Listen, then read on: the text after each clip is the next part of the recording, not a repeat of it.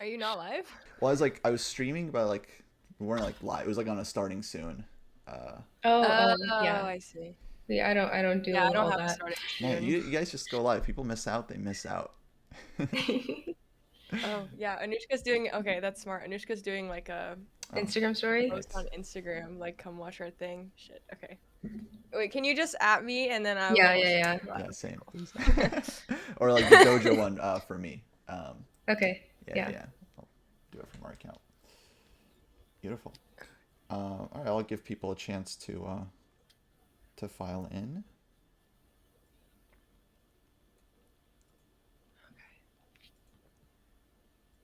I'm still setting up my overlay. This and a link.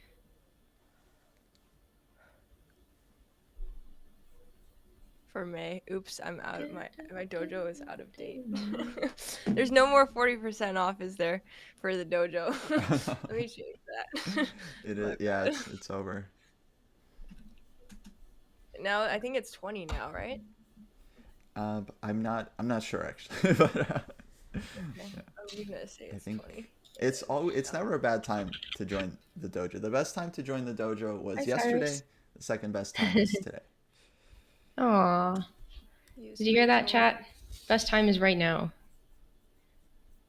Okay, I think I need to cancel this command, unfortunately, for now. Yeah, Rachel's got the Rachel 4. Bloodqueen, I like your based on dojo pilled. That's brilliant. Yeah. Yeah, wait, what did you write? Oh, oh, okay, let's do that. Yeah, You're gonna write yeah. become based in Dojo Build in your command. No, I'm gonna write join Chess Dojo. I think This that'd be is really. I don't the think best. Rachel's ever spoken like that in her life. No, this is a great way to study chess. Did you notice I cut my hair, Rachel? No, I cut like 4 inches off. well, how I can't see the bottom. Okay, well, it's because I have you in the 1/3 screen, so I can't Oh. see the bottom of your hair. Wait. Yeah, I like. Oh my impulsively gosh! cut off like four Wow. inches. Okay, Oh, now it's I'm not moving it four down. inches, like 3 inches. Anyway, Did you cut it yourself? yeah, I just like over a trash can. I just did this yesterday. Oh, nice. It was getting Was too it like a long. spontaneous? Do you normally do that? I feel don't like know. I I just was looked at my ends. I wanted to dye it again too, and like it's better to cut before so that you're like not wasting product. And then I looked at my ends and they just look so dead, and I was like, I need you gone from my life. Oh, yeah, fair enough. I haven't cut my hair ever since I cut my hair super short in like February 2023. I cut Hmm. my hair once in Singapore in like December, and other than Hmm. that, I just haven't touched it. So it's Your hair been looks really pretty healthy though, because you don't like bleach it or anything. Thank you, Bishop yeah. Stars. Wait, I didn't know you dyed your hair. Not gonna lie. Well, okay, I don't like dye it like a crazy color, but if you can tell, there's like a line between where it's like dark brown and black, and I like for it to be like this warm dark brown. Oh, You probably I can't didn't know tell. that. It makes a I definitely difference to can't tell me. on camera, but I think in person, yeah. Yeah. Anyway, Alrighty. Kostya's like, Okay, I'm shall we jumping start? into this conversation. Sorry, my Kostya. no Kostya's no my chat's thirsty. already complete. No, it's all good. I was giving people a chance to come in because we just went live and like the Discord notifications need to go out and the Twitch and people need to come in. Mhm. Cool. Well then, okay. Shall we get started officially? Yes. All right, here Yes. we go. Because I think maybe we'll do this. Put this on YouTube later. So I'll try to Okay. give people a proper intro. Okay, hello folks, welcome to the stream. Today we are going to be doing some training for the upcoming Maya Open, which is taking place next month. Rachangel, Bloodqueen are both playing. I'm also playing. We're all training hard to try and do our best at the tournament. We still have like a couple of weeks to go. I feel like actually the time has been running by very fast. But Rachel and Anushka have been training hard. They got a training plan from David they've been working through. Let me just ask, how's it been going for you guys? How's the training going so far? Do you want to go?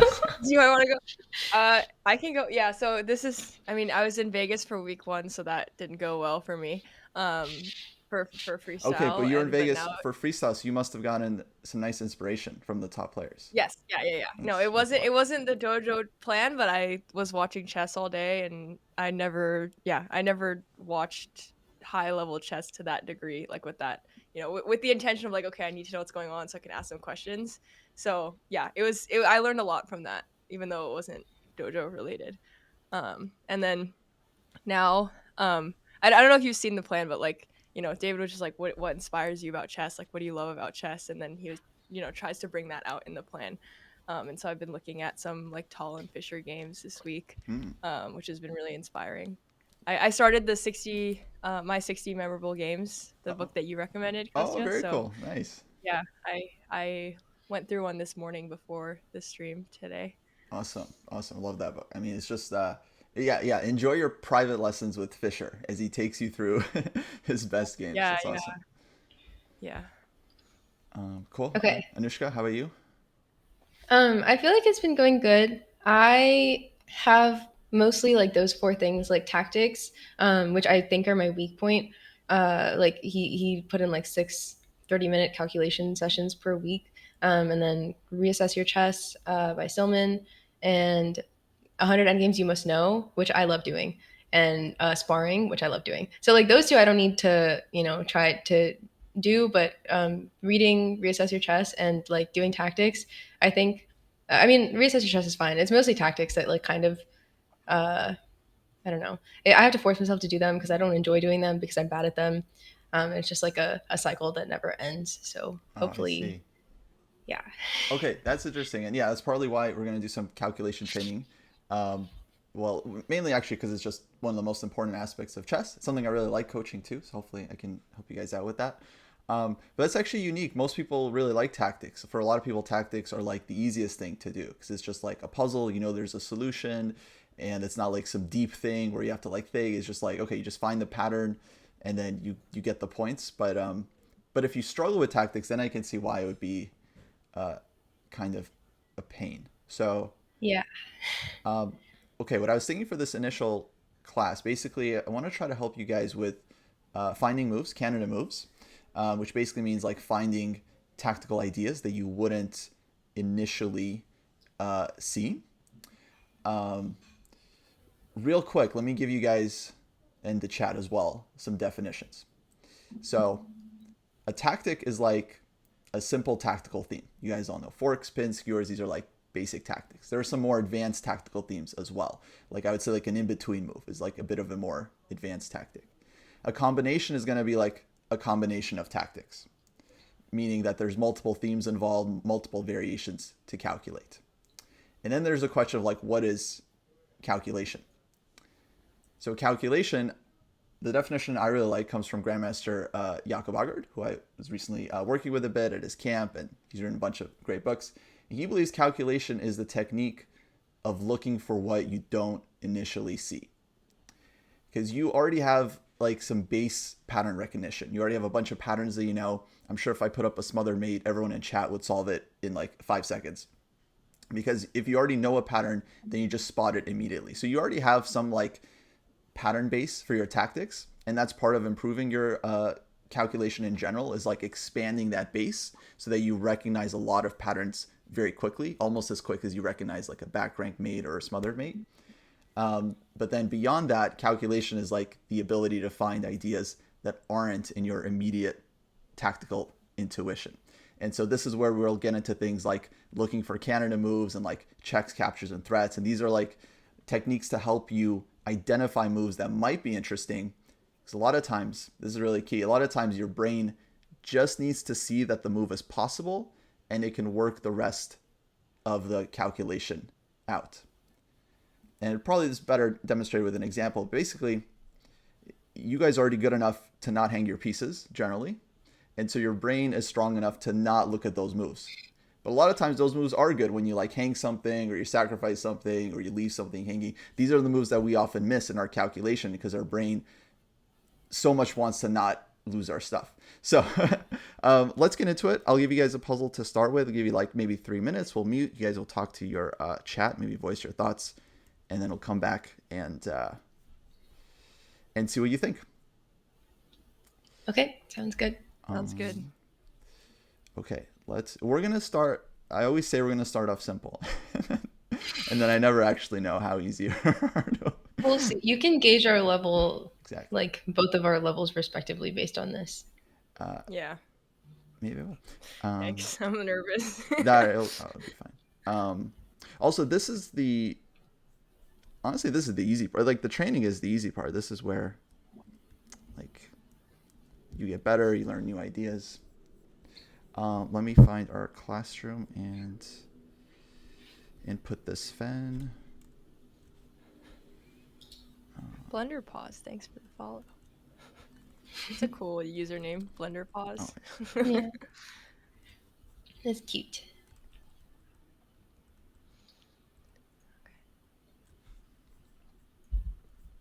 Yeah, I was looking at the Fisher game I looked at today. It was like he would just like sack the knight on h7, and I was like, okay, I see the idea, but like it wasn't. I don't know if I would have considered it.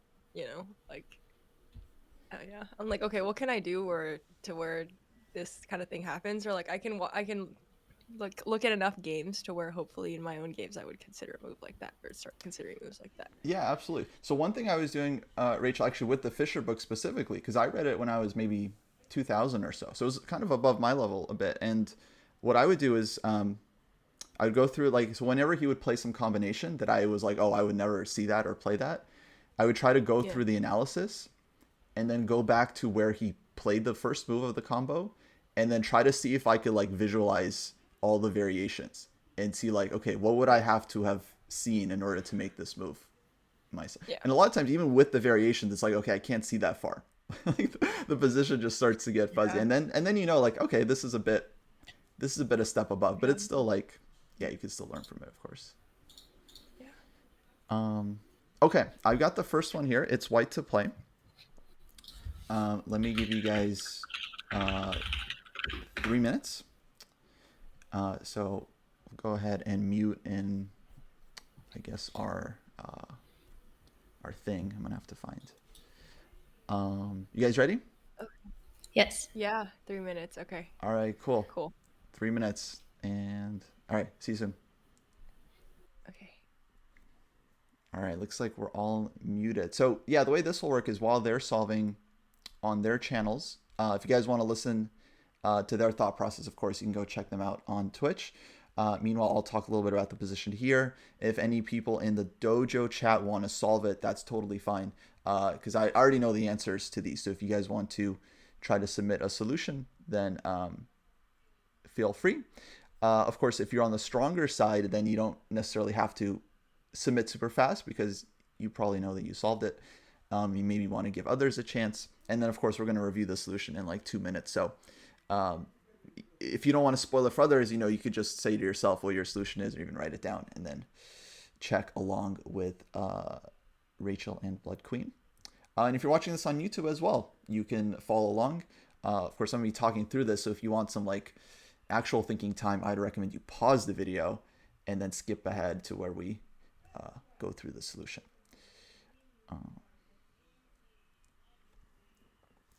Is this similar to Endgame Sensei? No, I would say this is like kind of a different form of training. So Endgame Sensei is more sparring. This is more like calculation training. So just giving them some puzzles and then kind of seeing what their thought process is like. I don't think I've done a lesson with Rachel or Bloodqueen yet. So this will be my first time kind of hearing what their thought process is like and what they're considering and so on.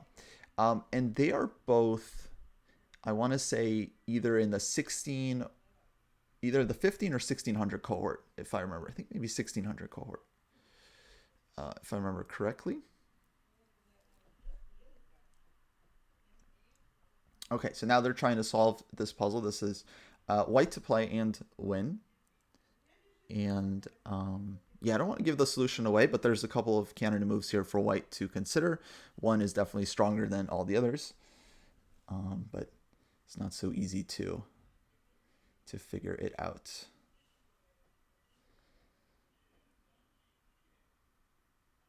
Yeah, Skevix. Yeah. Hopefully you're doing well. I would say these puzzles are not going to be like impossibly challenging. So even if you're 1,000, 1,100, I think you can definitely attempt these 100%.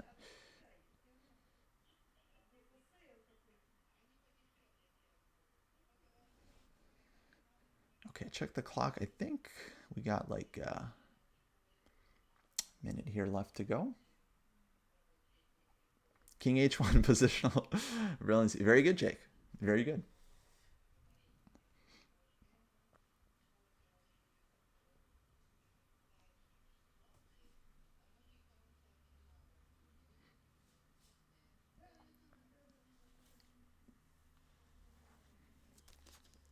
Okay, I think we're just about running out. I think we started around 11 with the first puzzle, so I'll give them like maybe another minute or so.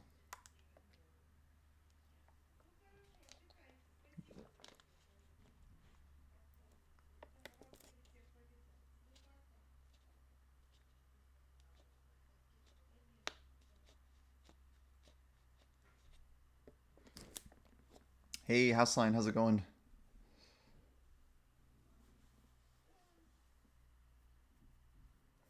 Yeah, Cross. I would say there's many methods to work on tactics and calculation, but in my opinion, the soundest is to solve good puzzles and then review the solution, review your thought process after. If you solve the puzzle right, good. If not, then it's important to review the solution and try to think about how you could have solved the puzzle either with a better thought process or if you knew some kind of particular pattern.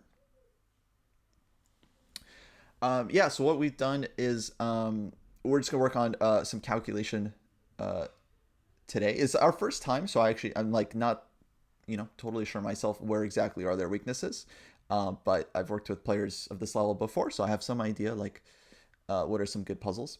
Some of these actually I probably have given to Matt because I remember I was using him as a guinea pig, I'm sure. But okay, I think that's about time. So let me go ahead and check in.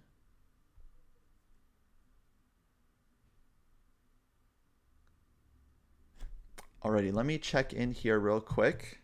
See how you guys are doing, or if you want more time. I don't think I have a solution yet. Okay, So no, that's totally fine. Can you tell me what you've considered so far?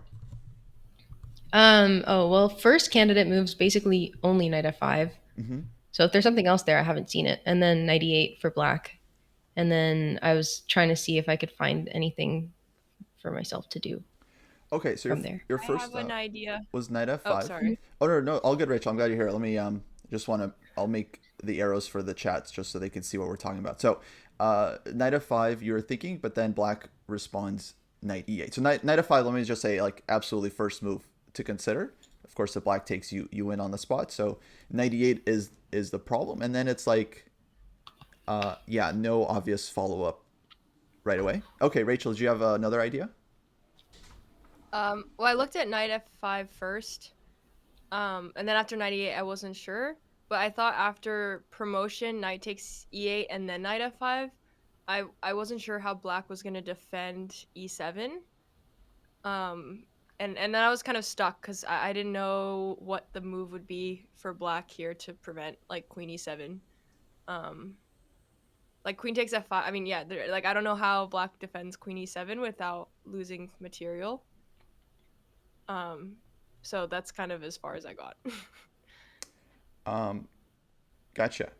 Uh, that's good. I mean, there is no defense for black. That's why you couldn't find one. So white promotes knight f5, and then yeah, this threat of queen e7 is very annoying to deal with, and basically winning a piece because black doesn't have a way to protect the knight or cover this this check, and then that's just winning. So that's just time to evaluate there. Yeah, if g6, then just like check and Yeah, yeah. everything takes with check.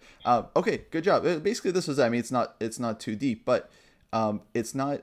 A lot of people miss this one because we don't think about giving up our pawn because our brain just naturally sees, okay, black has this square covered, so I can't push. Like we don't even think about it. It's just like for a lot of players, pushing the pawn is not a move to consider, but of course we should consider it because it's an extremely forcing move. In fact, it would be mate if black did not have the knight there, right? So it's like such a forcing move. We basically have to consider it. And then the idea there is to just try to make it work with some kind of follow-up. So case in point, if I put this position on the board, Anushka, then I think you would probably suggest knight f5, like pretty quickly actually as a move, right? So it's just a matter of getting you to that point where it's like you just have to consider the idea and then get your brain to try to make it work, if that makes sense. I actually don't think I would consider knight f5 there. I think that's the part of the tactic that like the simple part is the Hmm. part that I'm bad at. Well, hold on. Let me put it here. What other move would you play or think about here for white? If I just said like, I guess if you told me it was a puzzle, then I would probably play knight f5. so that's the thing. Of course, you do know it's a puzzle, but we'll talk about this a little bit later. But during the game, you can you basically pretend as if it was a puzzle. It's like if it was a puzzle, what would I find here? And you know that in like very tactical situations, you will have something. So as you're playing the game, once things get tactical, once you're attacking, of course, it's important to look for those knockout blows. Um, but let's do another one. I see there's a comment in the chat. Knight g5 says it was the first move I looked at, but I didn't see the point until Rachel found the point. So that's what calculation is. It's like e8 equals queen check. That's like our intuition. That's our pattern recognition, saying like, oh, this move is interesting. Calculation is actually looking at the board and considering moves that you don't immediately see. Which let me just say is very difficult. But yeah, chess is a hard game. But um, that's what we're working on here. Okay, let's do another one.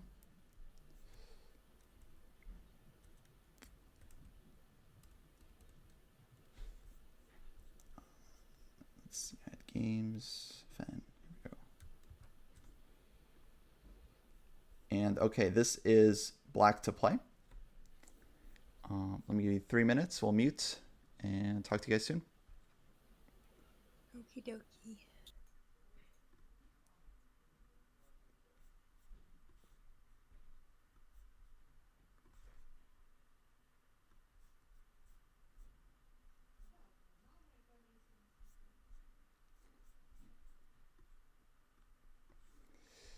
All right, puzzle number 2.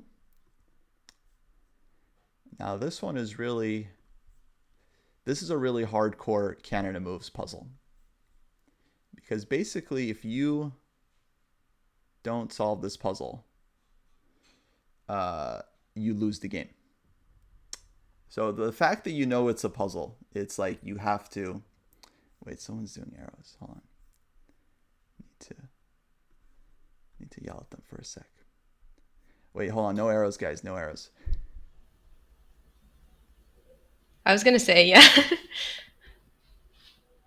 Also, I think I got it, but I don't know if we're supposed to wait for the 3 minutes or. Wait, I don't have it yet. Can we Let's wait? give Rachel a minute or two, and then Rachel, you give us a thumbs up when you're ready. Okay, sounds good. Okay, stay muted. All right, looks like Bloodqueen found it, which is great. Yeah, lots of people in the dojo chat finding it, so good job, guys. And so I like this one because it's like, this is the kind actually I could see a lot of people resigning in this position. If this was a blitz game or bullet or even classical chess, you could resign here because you don't know it's a tactic. So it's like white to play. You think you're lost. You think it's like, oh, it's game over. And Okay, I got it. nice. All right. Well, Blood Queen, I think you saw it first, so go ahead. Rook c5. C5, nice. Rachel, is that what you had? Yeah. Okay, great. And talk me through your thought process on this one. How did you spot Rook C5? Just back rank issues, and yeah, it's like very easy to exploit. I feel like this one is more simple than the last one. Well, it's kind Because of simple in the way because you know it's a puzzle, right? yeah. But okay, I do want you to just reflect a little bit on like how you found it so quickly. Because it's like you know it's a puzzle, right? So you know there has to be a solution. Yeah. And that already like narrows the amount of moves that you can look, because there's not a lot of moves you could play here as black, Yeah, that's true. right? And not just lose the game immediately. So it kind of forces you into survival mode. It's basically like fight or flight right now. Either you find Rook C5 or you resign the game because Yeah. not many options to consider. Okay, so this is a little bit like what like Canada moves is like. It's like forcing your brain to check for these kinds of moves that of course wouldn't be apparent at first glance because the rook of course is hanging, and for many players it's just these squares don't exist for the rook. It's just completely off limits. Right. But I also yes, go ahead. or oh, sorry. Before I was also gonna say like the only if you're like looking for counterplay or you're taking the angle of like what what do I have like what yeah, looking for counterplay, you're like okay, the only thing that black has really is this like back rank weakness. Yes, So going for that, you're like okay, has to do something with the back rank, and then the answer is like easier to find. absolutely. Yeah, it's like it can be very helpful to identify like tactical targets. So people talk about like loose pieces, unprotected pieces, things like open king. These things are very useful actually if you're struggling with a puzzle, you're not sure what to find, to like look for these elements to see what you can try to exploit. Okay, good job. Let's do another one here. Okay. I don't know what his name is, but do you know the guy that made the Chessable course about like the hamburger method or like the sandwich method? I think he's Singaporean. I have seen that course, yeah, or at least I know about Yeah. it. What is Yeah. the sandwich method? I haven't heard of that It's before. like you look for all the opponent's weaknesses, so like undefended pieces or like back rank or something like that, and then you like oh I don't remember the middle of the sandwich or the end of the sandwich, but that's the first part of the sandwich, and then you just like look for the squares where the shapes and the colors match up, and then usually that's where the tactic is. Huh. Interesting. Yeah. Um, The bread method. okay, I got a new one here. This is white to play. Um, Okay. so let's do 3 minutes again, but you can let me know if you solved it. Okay. And yeah, talk soon.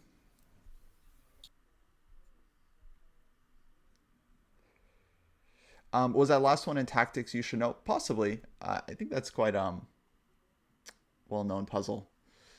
It's just it's so jarring. Like actually, this one is also quite well known because of how jarring it is. Like once you've seen this one or solved this one, you kind of never forget it.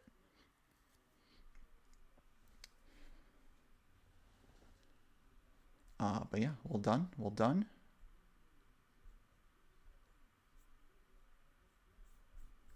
Actually, while they're waiting, let me just, or while they're solving, let me get the next puzzle ready so I don't delay.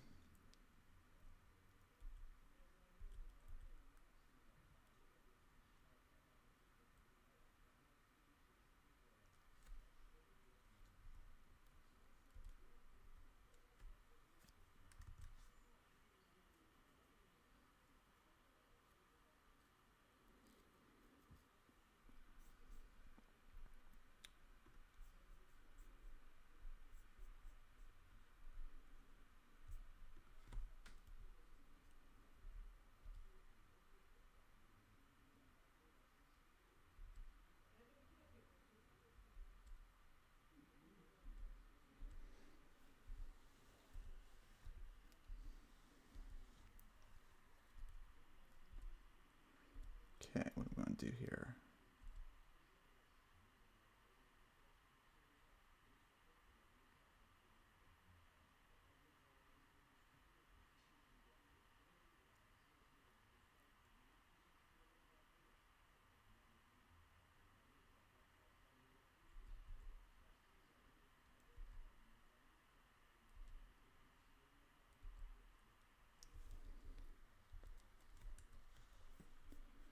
All right, here's one.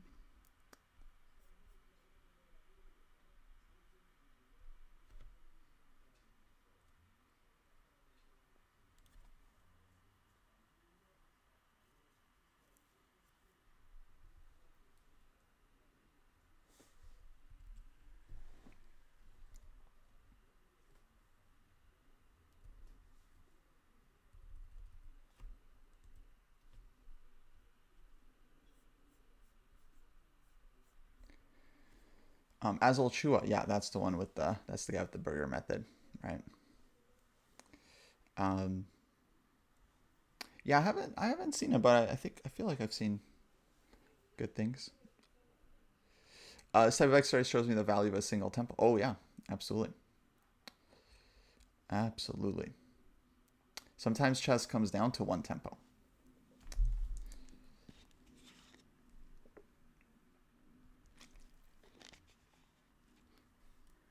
Anushka, it looks like you found it. I also found it, so we can all Do you be want to happy unmute? about it. Oh wait, what's it?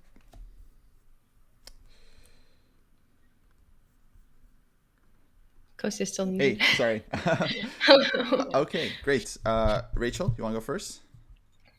Yeah, sure. I figured, well, yeah, I was like, it took me a while to find. Well, once you find the first move, that's it. But it took me a while to kind of like process of elimination.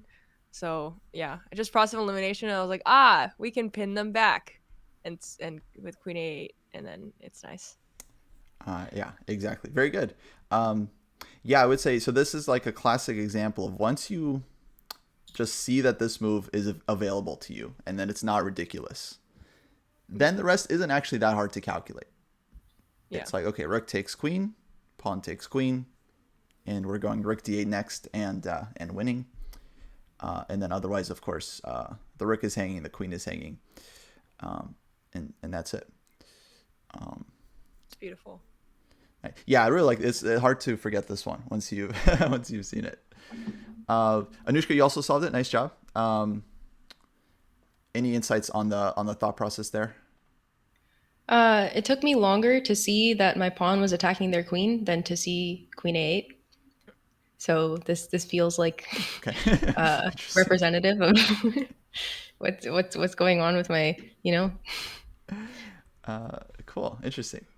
Um, okay, let's go to another one here. And this one actually I want to talk through with you guys before we move on to some other ones. Okay, so it's white to play. So whoever, maybe you could just throw out some Canada moves that come to mind. Feel free to take a second. But what moves should white be considering here? I mean, rook e8 Mm-hmm. check, queen f8 check, queen takes h7, Yep. Good. knight f5, knight h5.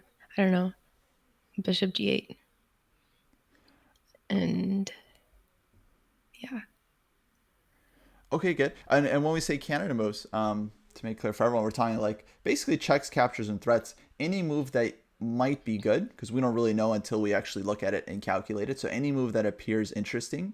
So all the checks and captures, these are very easy to spot because basically it's just a one or zero. Either it's a check or not. Either it's a capture or it's not. So it's not hard to find all the captures in the position. The threats is really where it's like that's where the Canada moves really open up because you get moves like you mentioned knight h5 as one move that creates a threat. Another move would be like rook e7, which creates a threat. It might not be a good move, but it threatens mate. You mentioned bishop g8. Bishop g8 is probably a horrible move, but it does make a threat, so it still absolutely counts as a Canada move. And you never know until you actually like take a second to look at it and see if there's any follow up there. Okay, so here's what I want you guys to do. Basically, I want you to go through these different Canada moves, and you start with whichever one you feel like is the most interesting or most promising. And on move 2 of the puzzle, so basically try to figure out what black's response is going to be. So if you play like, if knight takes f5 is your Canada move, then consider what happens on the different recaptures. And then see if you can find the follow-up for white. Now, when you're looking for the follow-up, it's the same process. So you're basically looking for Canada moves on move 2, right? So what that means is just as you looked for Canada moves on move 1, all the checks, captures, and threats, you look for all the checks, captures, and threats on move 2 of the combo. Okay, now let me ask you guys, what moves are you looking at first here? Knight h5. Okay, why knight Bishop h5? takes c6. Sorry. Well, oh, No, you're good. You're sorry. good. Yeah, I'm You just go, you asking go. like why knight h5 intuitively. Knight h5 because you can't take it because then you take Or oh wait, the rook is protected. Never mind. I take back everything I said. I thought the rook wasn't protected. Never mind. Okay, that's all good. All right, so you're looking at knight Oh h5. my And god, Anushka, dude. you were looking at you said bishop takes c6. Yeah. Okay. Um, actually, let's look at bishop takes c6. What do we think black is going to play there? Oh, that's a good point.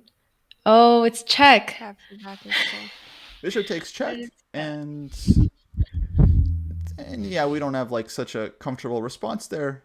So I would say probably you can keep calculating if you want to figure it out till the end, but intuitively you can probably say like, okay, it's not the right direction because black starts to get the initiative.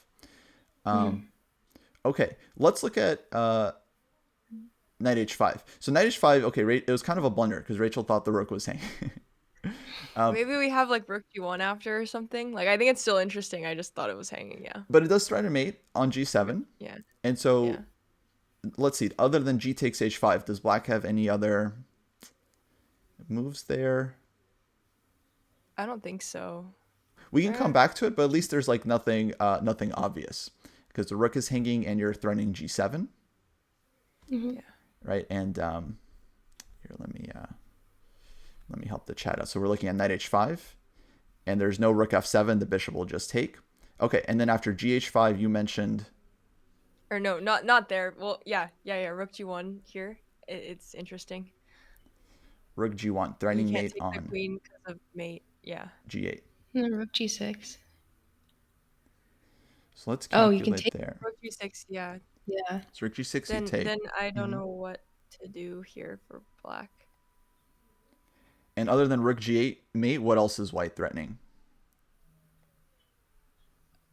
Queen g7. Queen g7 mate also. Yeah. So knight h5 takes rook g1, threatens mate in one two different ways, which is very dangerous. And then let's try to visualize and just see if we can find any. Was there any way for black to cover both squares, basically? Rook Doesn't look like it. f7. Well, But like yeah. it gives up the rook, but that stops it for a move. Right. So rook f7, I think stops mate, but then you go bishop f7, and then yeah, all the problems You remain, win. right? Yeah. Yeah.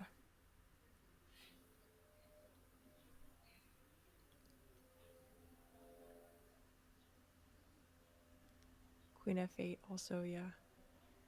Yeah, you can go rook f8, which technically covers both checkmates, but then queen f8 is a problem. Okay, so Is that do we see anything?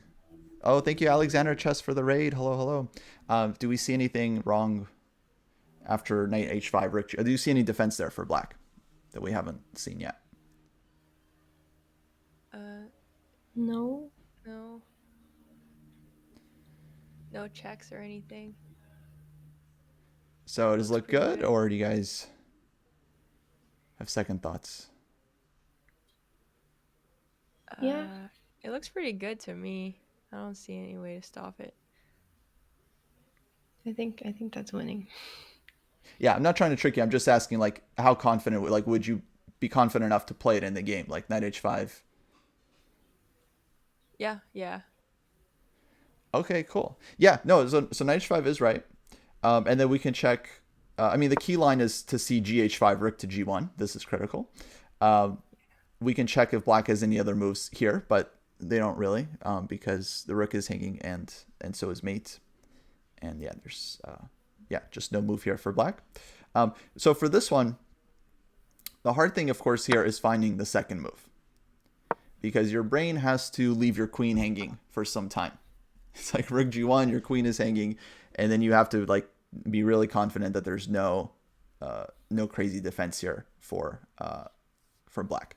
But this is exactly the kind of thing when we talk about when we say like counter moves. So to reiterate the point, if we started from here and then I said white to play, I feel like, yeah, I think a good number of players are going to find rook g1 here pretty quickly. It threatens mate, and then once you see the move, you see that there's no good defense for black. But it's much harder, of course, to do it from here because you don't know that knight h5 is the right first move. So you're looking at all kinds of moves and you're trying to make it work.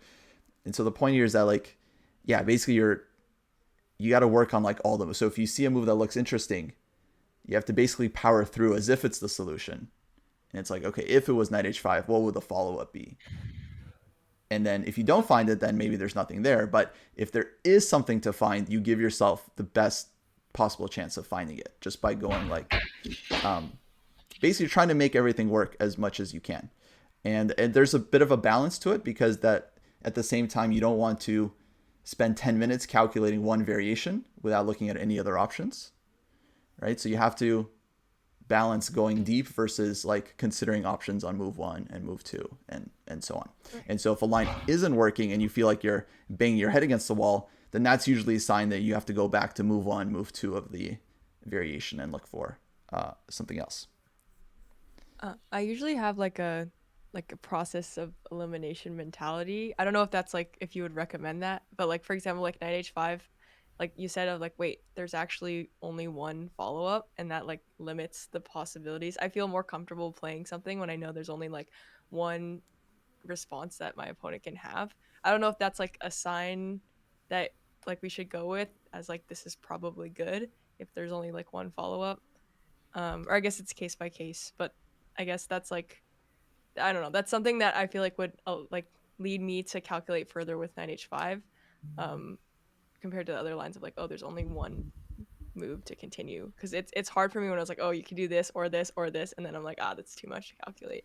Yes. So I would say that's an important point. So when a line is like more forcing, it's easier to calculate, and it also means it might be easier to either accept or reject. So Yeah, like knight h5 they have to take, and if you don't have any follow up there, then you're like, okay, that's out. I can't play that because I'm down a piece. And then you have to look at moves where maybe the opponent has more options. But actually, I think it is good to start with the most forcing moves. And that's why we say like checks, captures, and threats, because if the forcing moves work, then you don't really have to look for anything else because yeah. you found a good path. Um, but but no, it's totally. I think it's totally fine as a thought process. Okay, so this is what I'm going to ask you guys to do for like these next few puzzles. It's like the first move might not be that hard to find, but then the follow up is really where it's like you're going to have to push yourself. So this was an example here where like the first move knight h5 I think is not so difficult in the sense that you guys mentioned it as a Canada move very quickly, but then finding the follow up, of course, that's where the money lies. Let's do another one here.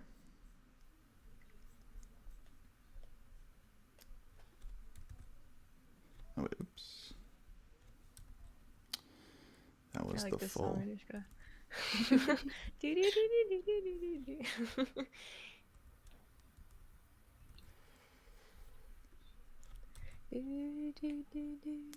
do. Okay, white to play.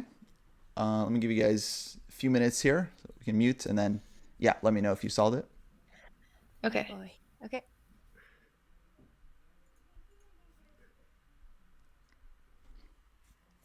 Alrighty, okay, this one's gonna be a bit tougher now because I think there's a lot of Canada moves here and a lot of things to consider. But we'll see if they can work it out.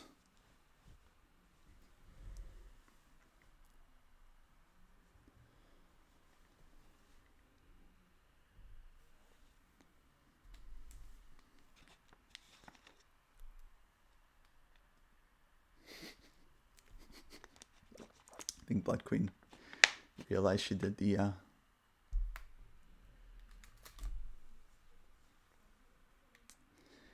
arrows. Oh, people asking about their elo. Their elos are about 15 or 16 1700 I think. Let me adjust the title of the stream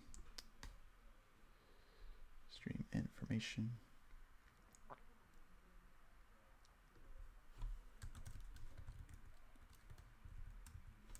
I think they're a 15 1600 cohort. Does anyone know what cohort these two are in?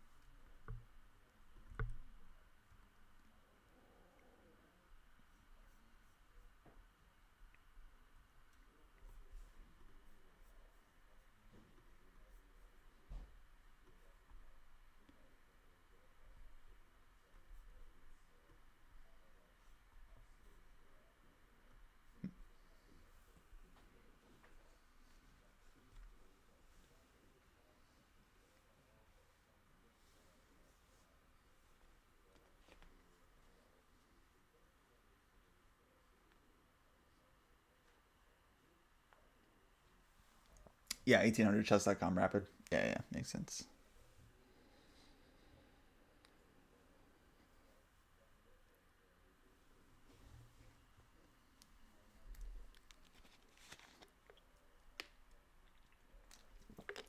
Now this one's getting tough. So this we're definitely taking a step up here, but I think it's okay so far. They've gone through the puzzles, I think, reasonably well.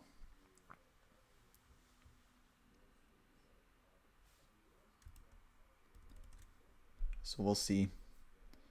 We'll see if they can come up with the right idea here. This actually comes from a Tall game. Tall versus NN, Netherlands.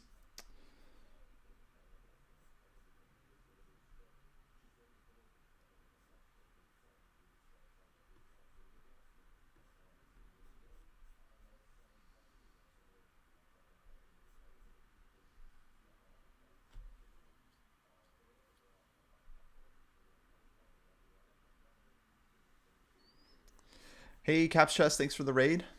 Hello, hello. Hello, Jad. How are you? Welcome. Welcome to the dojo.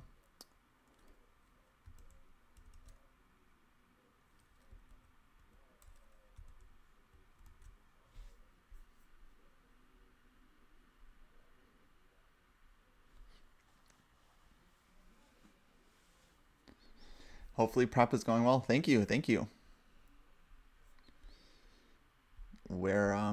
We're training hard. We've got the tournament coming up in several weeks, and everyone's working hard. Everyone's pumped actually. So we're gonna go take down Maya Open, take down all those tough Portuguese players. They actually we didn't I didn't share the chat, which first it was an accident, but then I realized maybe it's better because if you're in the dojo chat, it means you can submit solutions without. But I asked Rachel and Anushka to not look at their chats anyway while they're solving. So maybe we should share the chat. I don't know.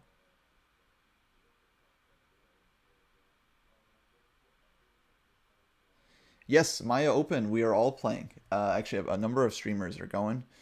Um, but I'll be playing. These two are playing. We got Houseline from the dojo playing as well. So yeah, well, no, we're all pumped. I've been myself reading a lot of Dvoretsky lately. Got some Dvoretsky books and looking at a lot of games. Also, just like studying a lot. Also making puzzles.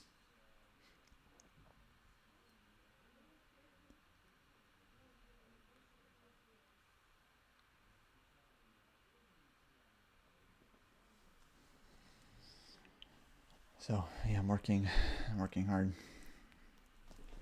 Okay, question about Queen F2. Can we ignore the hanging rook, go Queen F2? Queen F2. Rook takes E4, Queen H4 check, King G8. I don't want to make arrows because they'll affect their view too. After King G8, Queen H6, Rook takes E6. At least. Black can also try King F7 there.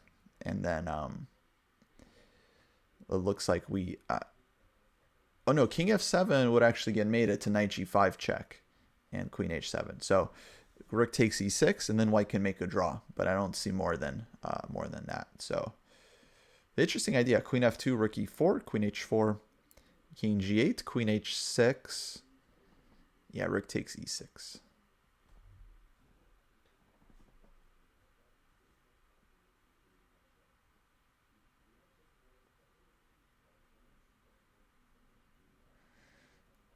Yeah, this is a tougher one, so I'm giving a little bit more time, but this is good. This is how champions are made. You do puzzles, you think, try to just try to solve a little bit past your comfort zone. Not too much, so it's just like it feels impossible, just a little bit past, and then just like you just push yourself. Eventually you find the ideas, you feel good.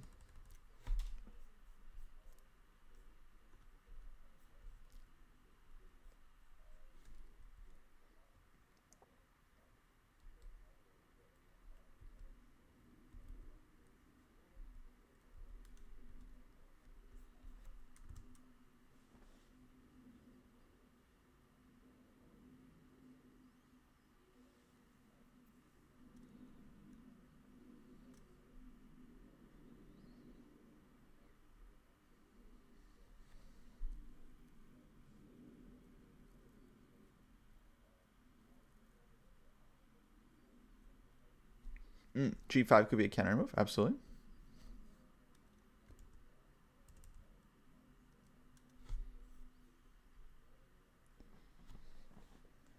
Yeah, I think G5 very reasonable move.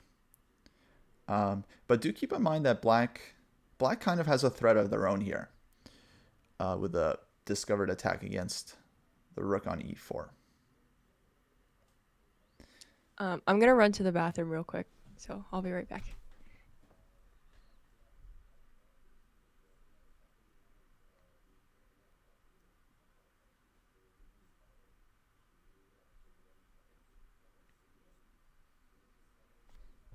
Okay, Anushka, good time to check in. How's it going?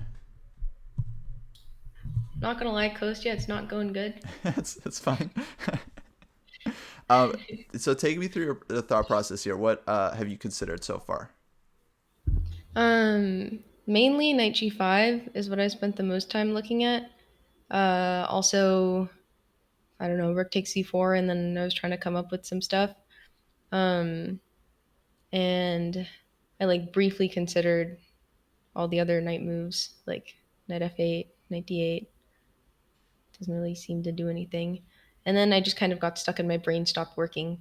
So if you have any solutions for that. Okay, cool. So it's good that you were considering a lot of options on move one because there are a lot of options here. Knight G5 check, I think, is definitely feels extremely forcing and tempting. Mhm. And then where did you land there? King g7, and I didn't really see a good follow up. Yeah, I've been looking for one and I can't really find one. So I can't really see the point of knight g5 if they can just go king g7. Right. And then yeah, it's like what's okay, fair enough. And then you mentioned rook takes c4, which is also very forcing because it's just a capture. Black Mm-hmm. has to take back. And then Mm-hmm. did you consider any moves in that position?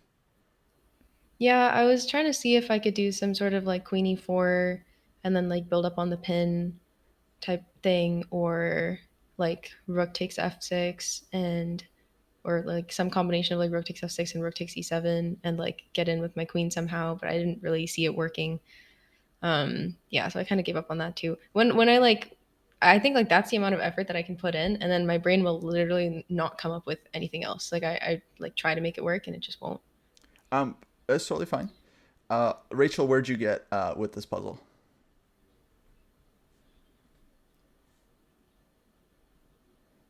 Oh, she doesn't have her earbuds in Oh, yet. there you go. And Sorry. she's No, you're good. I was just asking where'd you get at with this puzzle?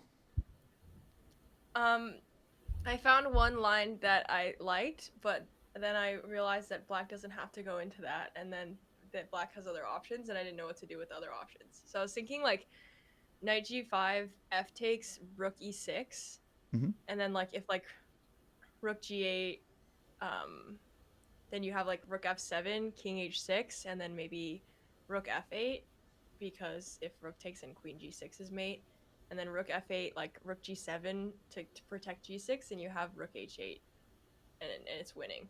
But after knight g5, the king can just go to like g7, for example, and then I didn't know what to do. That's as far as I got. Knight g5, king g7. Yeah, yeah, that's what Anushka found too. Basically, knight g5, king g7 is kind of neutralizing. Let me just check in, Anushka. When Rachel gave that line with like rook f8, rook 8, like and rook h8, are you able to like follow that or not so much? because the brain stopped working. I also though when I remember looking at rook f7 check and queen h7 mate.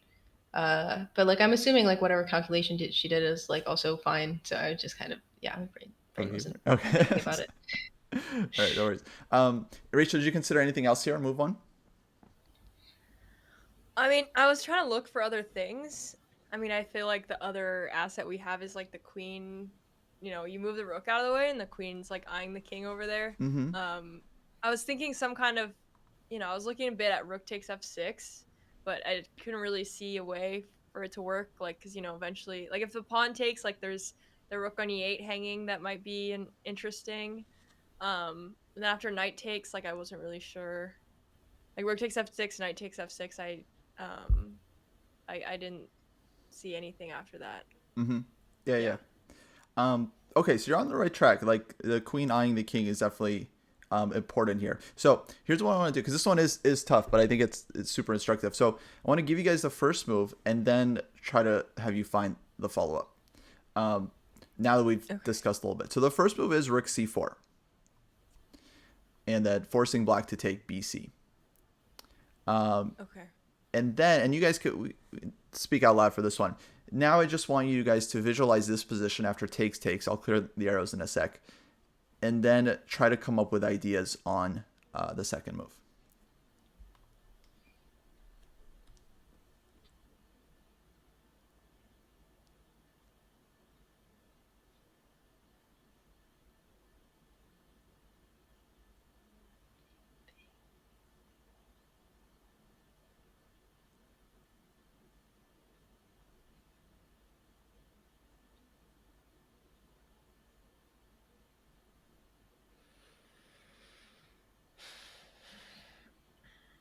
I mean, I'm thinking H4, but it feels a little bit too slow.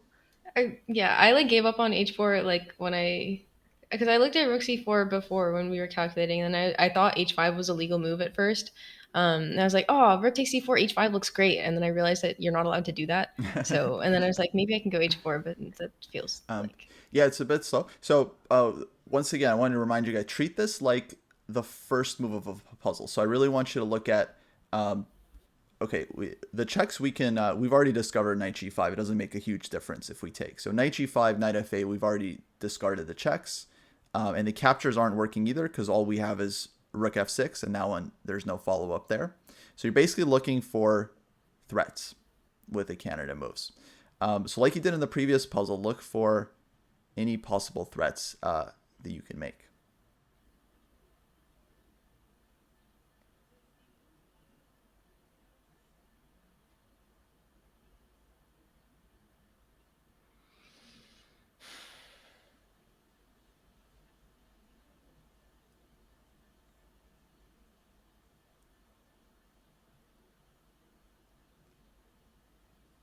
queen f2. Queen E4? These are moves. These are moves. These are definitely good candidate moves. Um, but yeah, I want you guys to keep looking for ideas here. I didn't It was consider queen really, takes g6 before, and I considered it now, but that also doesn't look like anything. Mm-hmm. Yeah. I mean, Queen E4, the queen is pinned down, and then maybe we can follow it with Rook E3, but Yeah, yeah, so you have to defend the, and then, yeah. it's not a bad idea, but if you visualize, so rook c4, bc, queen e4, try to find what. Now it's black to play, and what can black do there? Oh, Queen takes B2 check, Queen sorry. b2. Yeah, Good, yeah, good. yeah, yeah. No, it's all good. So yeah, queen b2, basically black kind of gets out. Get Um, back, yeah. okay. So let's keep looking.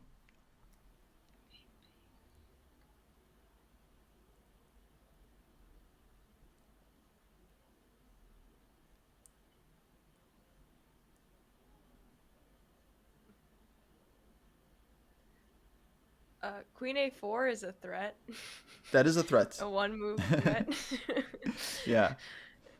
It feels like, yeah, wrong direction, but it is a threat. So it's Yeah. still, it absolutely counts. So it's like, but this is the process. Like you just want to like keep looking at moves again until you find something that actually like, oh, uh, starts to look interesting.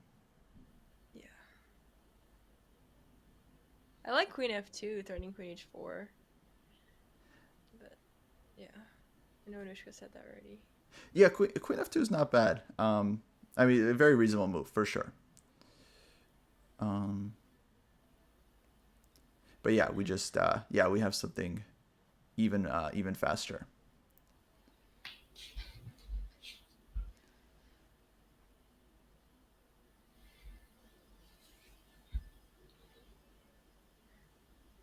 Uh,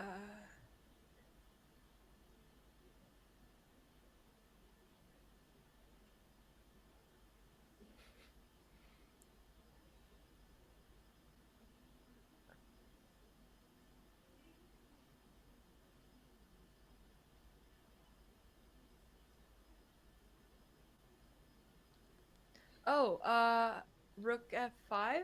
I just thought the same thing. Okay. So what's the threat? Rook f5. Rook h5, Yeah. and then if But g then takes, king queen takes g8, f5, and king yeah, g8, and then what do we do? then rook h5 anyway. No, after rook h5. Rook h5 is a check. Oh, well, what did they do after rook f5? Well, I think Anushka's you're asking what the threat Yeah, is, right? So let's yeah, say, yeah. so you got to Oh, visualize yeah, this yeah, one. If we yeah, get So a free yeah. rook move. h5 check, king g8, and then And white then to queen play takes there. g6, right? Hmm? Queen takes g6. Oh, after king g8. Oh. Oh, I didn't see that. Yeah. So g pawn will be hanging. Hmm. Yeah. Okay, and then if black takes your rook after gf5, Queen takes With the f5, queen. and then we get in. we can, yeah. So let's Yeah. just finish that line off. Let's say king h8, Queen h5 Uh, check. Queen h5 check, h5 good, king g8. and then queen Queen g6 g6 and check. queen g7. Yeah. Very nice. Very well done. This one's really hard. Actually, I felt a little bit bad because this one's much harder than the previous ones. But Yeah. I'm glad we worked through it. And actually, it's great that you guys struggled a bit and then found it. Because what it Yeah. means is like you are capable of seeing this thing. It's just it takes a lot of work. It also takes a lot of solving. So like you see these kinds of ideas that you can like then use for future positions. Hmm. Right. But yeah, really nice. Actually, this comes from a tall game. This is a tall combo, but super super nice. And so this one, okay, it's like, of course I push you guys, but it's like as you keep looking for moves and looking for moves, eventually your brain spots this idea that you have this this check and check. And there are like shortcuts. Another coach might have said like, hey, maybe use your rook. It's not doing anything, which is like a huge hint, right? But during the game, you can kind of give yourself these types of hints if you learn to ask the right questions, which is like, which of my pieces aren't playing, like what are all my checks, captures, and threats, and then of course like if there was like a follow up here, like what would it be, and then looking for yeah, as many unique ideas as you can. Okay, let me give you guys another one here. I think this will be a little simpler. And okay, yeah, let's mute, and I'll talk to you guys in a few. It's Okay. white to play.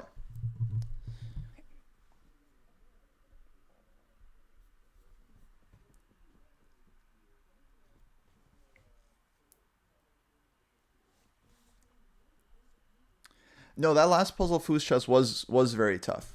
But I thought it was instructive, so I just wanted to give them, because it's like that one is cool because the first move is obviously not complicated. It's just like rook takes c4, but because it's a puzzle, it's a little bit, it messes with you because you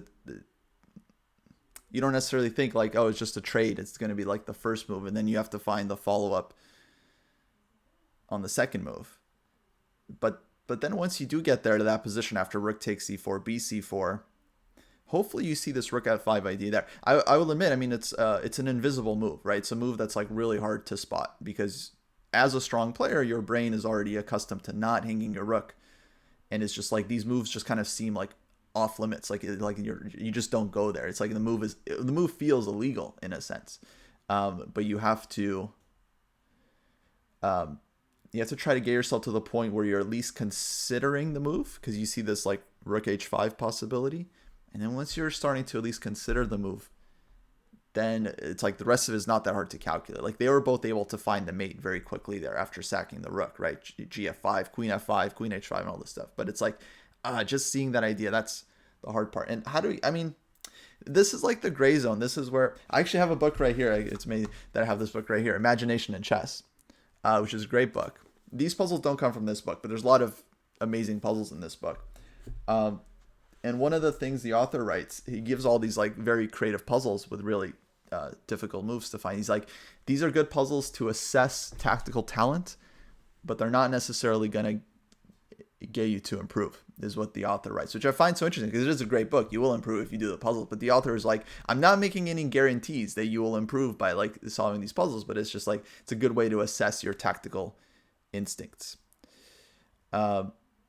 And yeah, so there's this like gray zone, and I don't know if anyone truly understands how to get that bit of magic where you go from like being able to find, let's say, basic tactics and combinations to being able to find these like rook f5 like invisible moves. The best I can come up with is like just doing a lot of solving a lot of different puzzles, like especially endgame studies will have a lot of these unique ideas. This is what develops this kind of imagination and resourcefulness in your brain. But I don't know if it's like exactly known how that process happens, you know, how you become a tactical genius like that.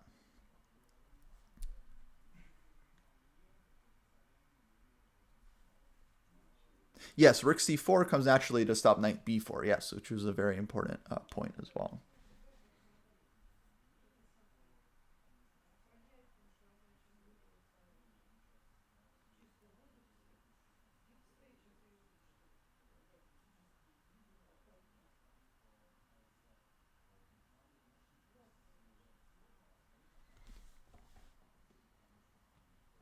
I found it, by the way. Me too, I think. Okay, great. All right, what do you got, Rachel?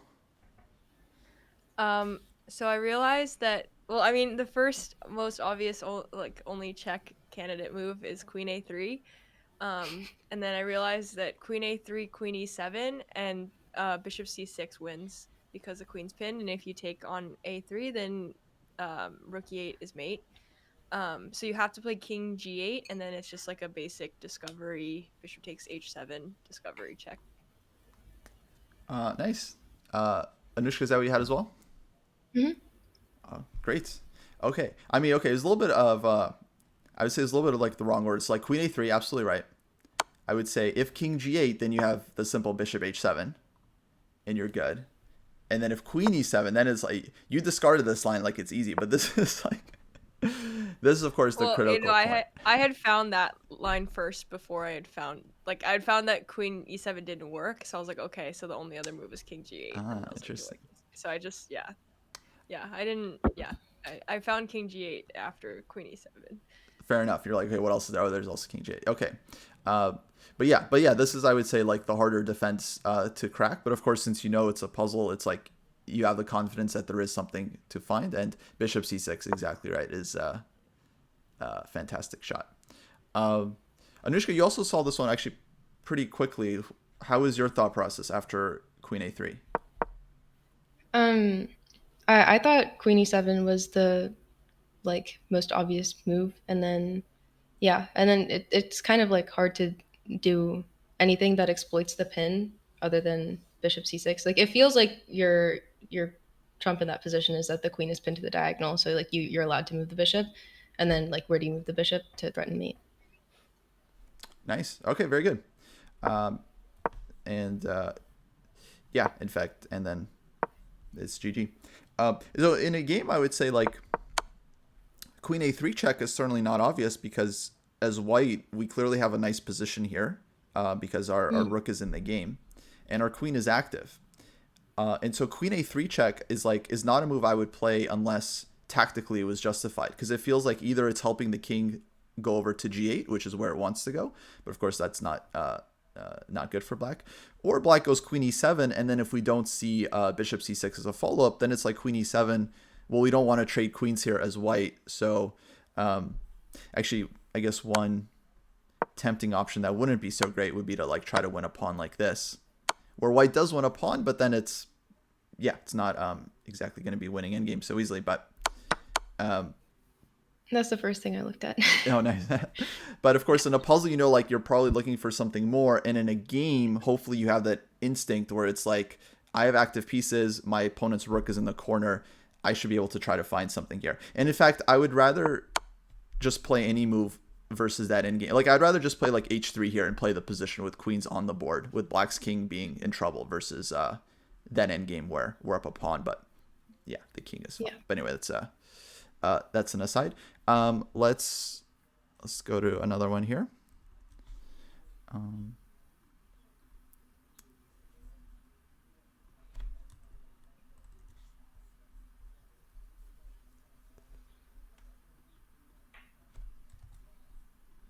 Okay, and this is white to play again. Okay. All right, I'll mute and talk to you soon.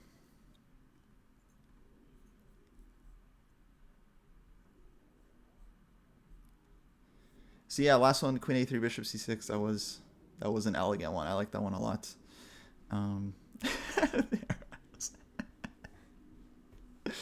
Oh man, yeah, we got to break these habits. If you guys are in chat, we talked about this a little bit. Actually, I think it was off stream. We talked about it, but yeah, I was telling them not to use arrows. Number one, because everyone else can see what you're calculating, so that's distracting. But number two is because they are a crutch, right? When you're calculating OTB, you don't get to use those arrows. In fact, I even think like it's probably better to solve puzzles with a physical board than to solve them only I found it. in 2D. Okay. I can't find a response after one move for black, but yeah. Yeah, that's fine. Let's give Blood Queen a bit more time here, and check in like 2 minutes.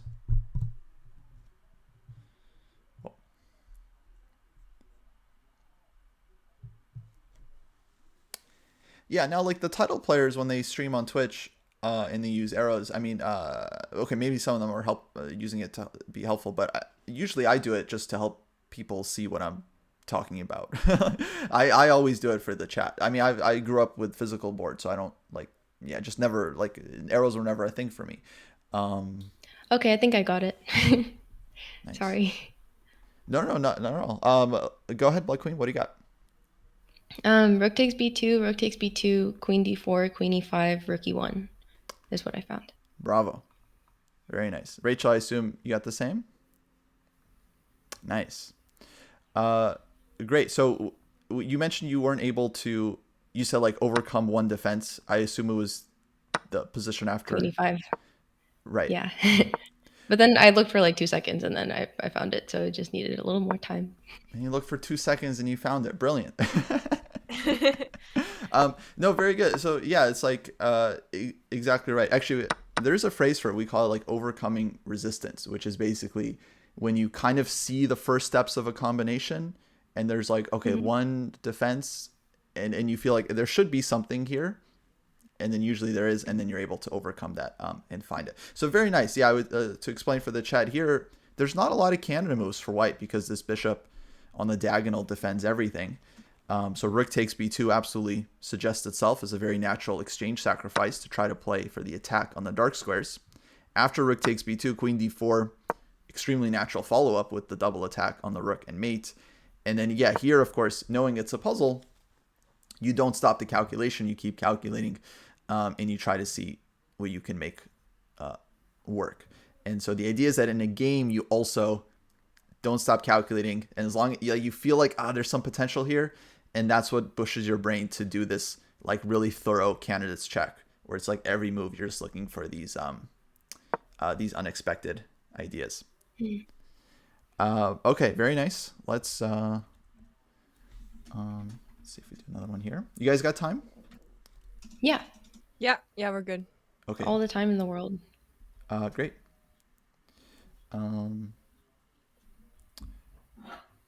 Okay, let's do. Also, thank you, Relax Robbie, for the raid. Okay, sorry. Let's do this one. We are here solving puzzles with Kostya and going through our thought processes on how we got there for all the new people. Alrighty, next one here, white to play. Give you guys like 3 minutes and let me know when you're done. Okay.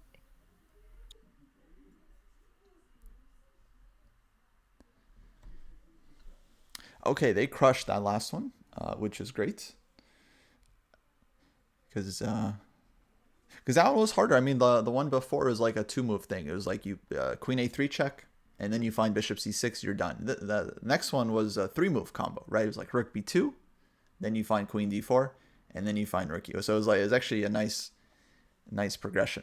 I don't know if we're gonna get to 4-move combos because I think that might be a strain on the visualization. But maybe they're definitely capable of seeing more than 4 moves ahead if the line is kind of straightforward.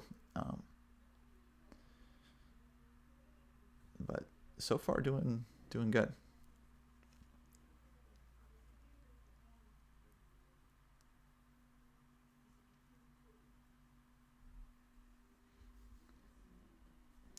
Skavix, good start, absolutely. So try to find the follow up.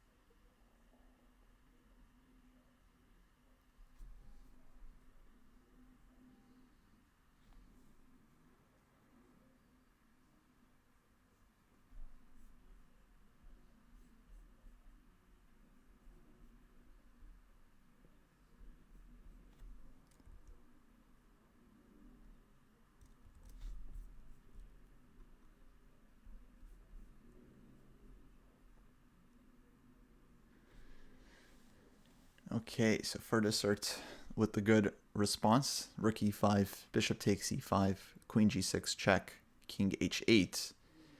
And this is exactly where white has to find key move here.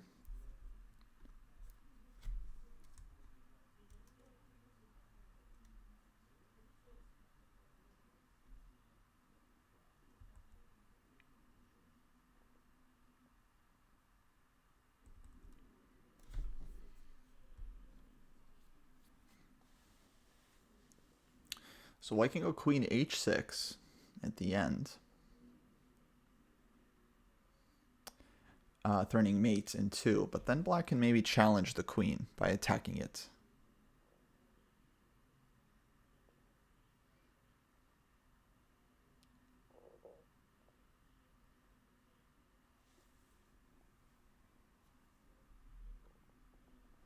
Yeah, so if we play queen h6,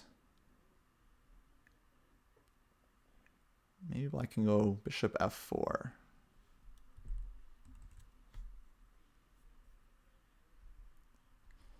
To challenge the queen, not allow white to give the discovered attack.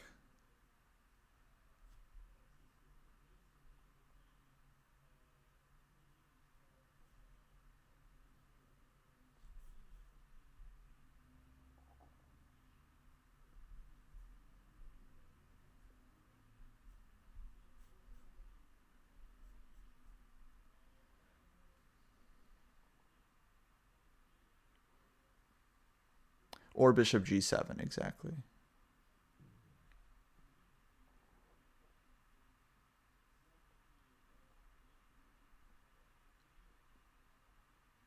Actually, that's why I like bishop f4 more than bishop g7, because you attack the queen goes to h5, and then if we play bishop f4, we could play king g7 to get the king out.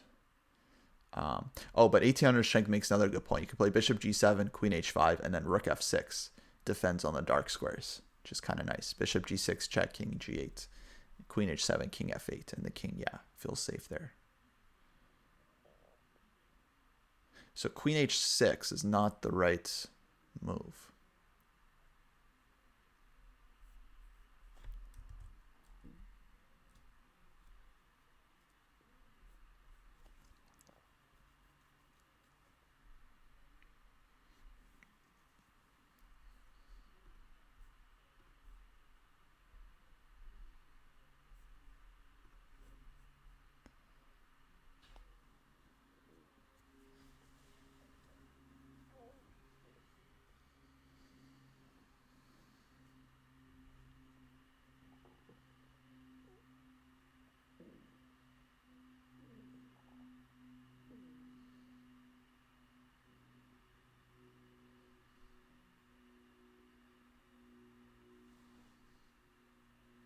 Yes, very good, guys. Very good. Dojo chat is strong, huh?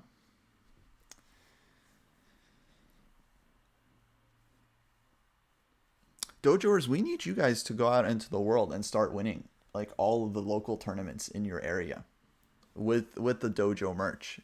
So step one, you guys have done, get good at chess. Step two, get dojo merch. Maybe some of you haven't done this yet. Step three, go to your local chess club and dominate. Take people down. Thank you for following.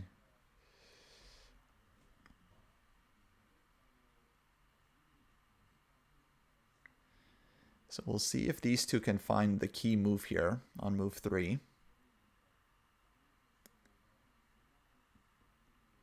I think we do ship to Europe.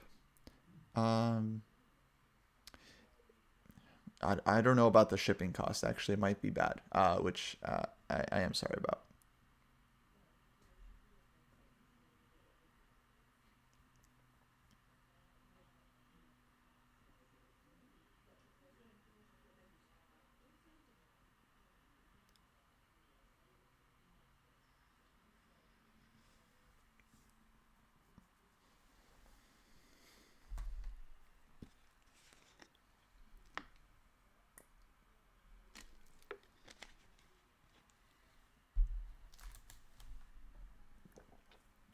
Foos Chess tied 3rd, 4th in the senior amateur at the World Open. Nice. Awesome.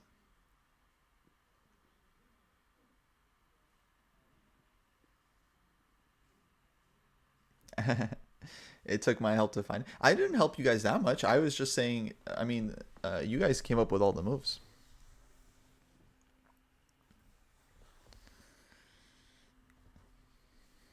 I just put the puzzle. But one of the ideas is to develop the ability to kind of hint to yourself, which is difficult. But as you solve more puzzles, you get more experience, you see new ideas, you generate this skill to essentially kind of push yourself to be like, okay, what am I missing here? What moves am I not seeing? Finding this pattern is very hard for new self-taught players. Yeah, I mean, depends on how you define new and self-taught. I think this puzzle is good for roughly their level, maybe a bit higher. But also, this is the thing that we've been working on. It's like finding difficult moves in our calculation, which this definitely, I would say, counts as. But yeah, I like this one. It's a very like typical puzzle where you kind of see the first two moves. It's really not hard to find. Rook e5, queen g6 check, and then yeah, you have to like really force yourself to find the third and final move.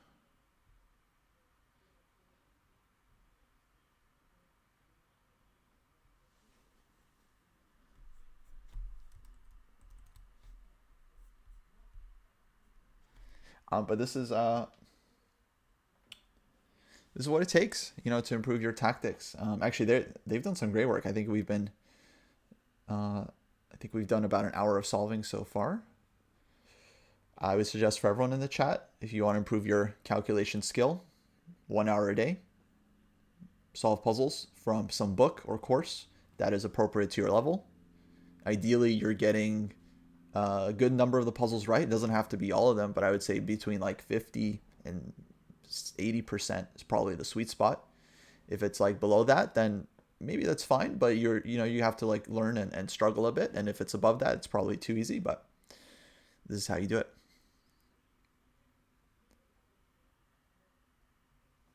Houseline can vouch. Gain 92 elo, doing 1 hour a day for 3 months. Yeah, I mean, Houseline's, I would say, because I did a couple sessions with him, I would say his calculation absolutely improved.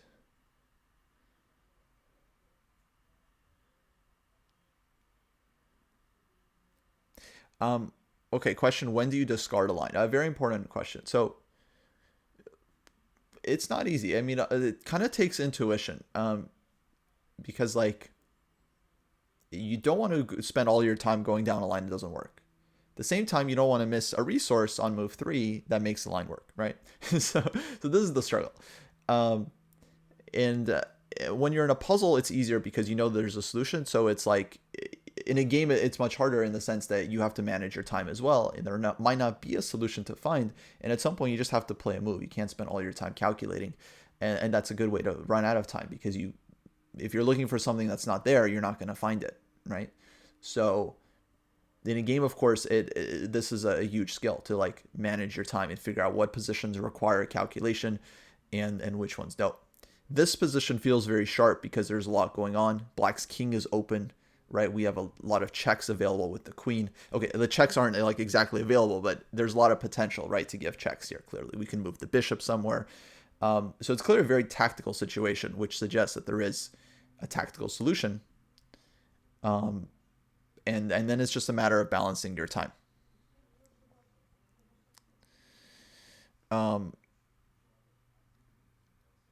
So there's no like perfect answer as to like when you discard a line. It's just a matter of managing your time well. Like in a blitz game, if you have 2 minutes on your clock in this position, you shouldn't spend 90 seconds looking for a win and then not find anything and then flag the game, right? So in a blitz game, it's like you have to play fast. If you don't see anything in a couple of seconds, maybe you spend 10-15 seconds you're looking for a knockout. You don't see one, you have to play some natural neutral move, do your best shot.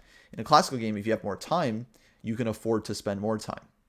Now, if you have, 20 minutes on your clock, you could spend 10 minutes here maybe looking for something. And if you don't find something at some point, you have to pack it up, and be practical. But it's not like I would say it's not a straightforward question. There's no perfect answer, and players at the top manage their time very differently. Some players spend more time, some players are faster. And so, yeah, I don't know if that was helpful at all. I think it was just a word salad of basically saying like sometimes you have to think more, sometimes you have to think less. But it's tough. It's tough. It's like it takes intuition basically. Sometimes your intuition will be like, oh, I think there's something here if I just push a little harder. And other times your intuition will tell you, this doesn't feel right, and it's better to look elsewhere. Okay, let me check in with them. Alrighty, guys, let's check in, see where you're at. I think I found it. I have ideas, but I don't know if I would say that I found it necessarily. Okay, well, yeah, let's hear from Blood Queen first. Okay, so my thought was F4, and then if the first line that I looked at was knight F3 check, which I don't know if that's dumb, but knight F3 check, queen takes F3, king takes H7, queen H5 check, king G7, and then rook E4, I thought, and now bishop C8 isn't a defense because there's a pawn. Oh, F5, sorry. F5 first. And then yeah, and then I think wait, let me say the line again. Check, queen takes H7, queen H5 check, king G7, F5. You want to start with F5, now rook E4. Yeah. Got it. Okay. Start with F5 so the bishop C8 doesn't do anything. And then like the thing is I don't really know what the point is. I don't really see like a checkmate or something, but it just looks good. So that's why I went down this line. And then they like do something. I couldn't find a good defense for just like eventually going rook E4 and then rook G4 or rook G5 depending on Yeah, fair enough. No, it definitely looks scary for black. And let me say, knight F3 check is absolutely the move to consider, maybe even first, because it's a very forcing move for the opponent, which we haven't talked so much about, like finding ideas for the opponent. I would say this is a separate topic, but yeah, absolutely. Like knight F3, I think, is the move we want to look at there. And then the attack, I think, is promising. Actually, we can put it on the board. Say here, so check. And then we wanted this one. And yeah, black has extra material, but the king is very open. And it's not so easy to get the pieces in. Like the bishop on b7 is quite out of the game, I would say. The rook on a8 is hard to get to the e8 square. So yeah, if you put the bishop on like f7 and then bring black's other rook over, then black's completely winning. But here, actually, I would say, yeah, I think white has a good position. It looks... I would say in a practical game, it would be very hard for black to defend this one. So I actually think this is not bad. I don't think there's anything like wrong with this actually. But Rachel, what did you have in mind? I was thinking the same thing. Oh, F4 as well. Um, mhm. Yeah, Oh, because cool. because I was looking at like Rookie 3, Mm-hmm. and I was like, how do and then I was like, oh, that's actually really annoying. Like, G takes F, and then Bishop H4 and Rook F2. So I was like, okay, what can we do about that? Um, yeah, I was thinking for at first Rookie 5, I didn't really find anything. But yeah, so then I was thinking F4, and then like, yeah, if the knight moves somewhere else, then we have the whole Queen G6, Queen H6 potentially thing. Um, yeah, I think I found it like a little bit less than Anushka's found it in terms or like on track. Yeah, I don't have like a clear like this is a line and this is the answer. But I was thinking F4 looks really good. And then Yeah. anywhere the knight moves other than knight F3, then we have like the Queen G6 stuff. Um, Um, Fair enough. Let me just ask. So yeah, you were saying you're calculating Rook E3, and then you're yeah, saying GF. GF, and then I guess if King takes, then you have Bishop H4. Right. So maybe just like King F1, and then yeah, I didn't know how to stop like Rook G3 ideas, and then I tried calculating from there. I think that White is winning, but I didn't have like a checkmate. But I just thought like yeah, it looks really bad and mating. No, I think it's very scary.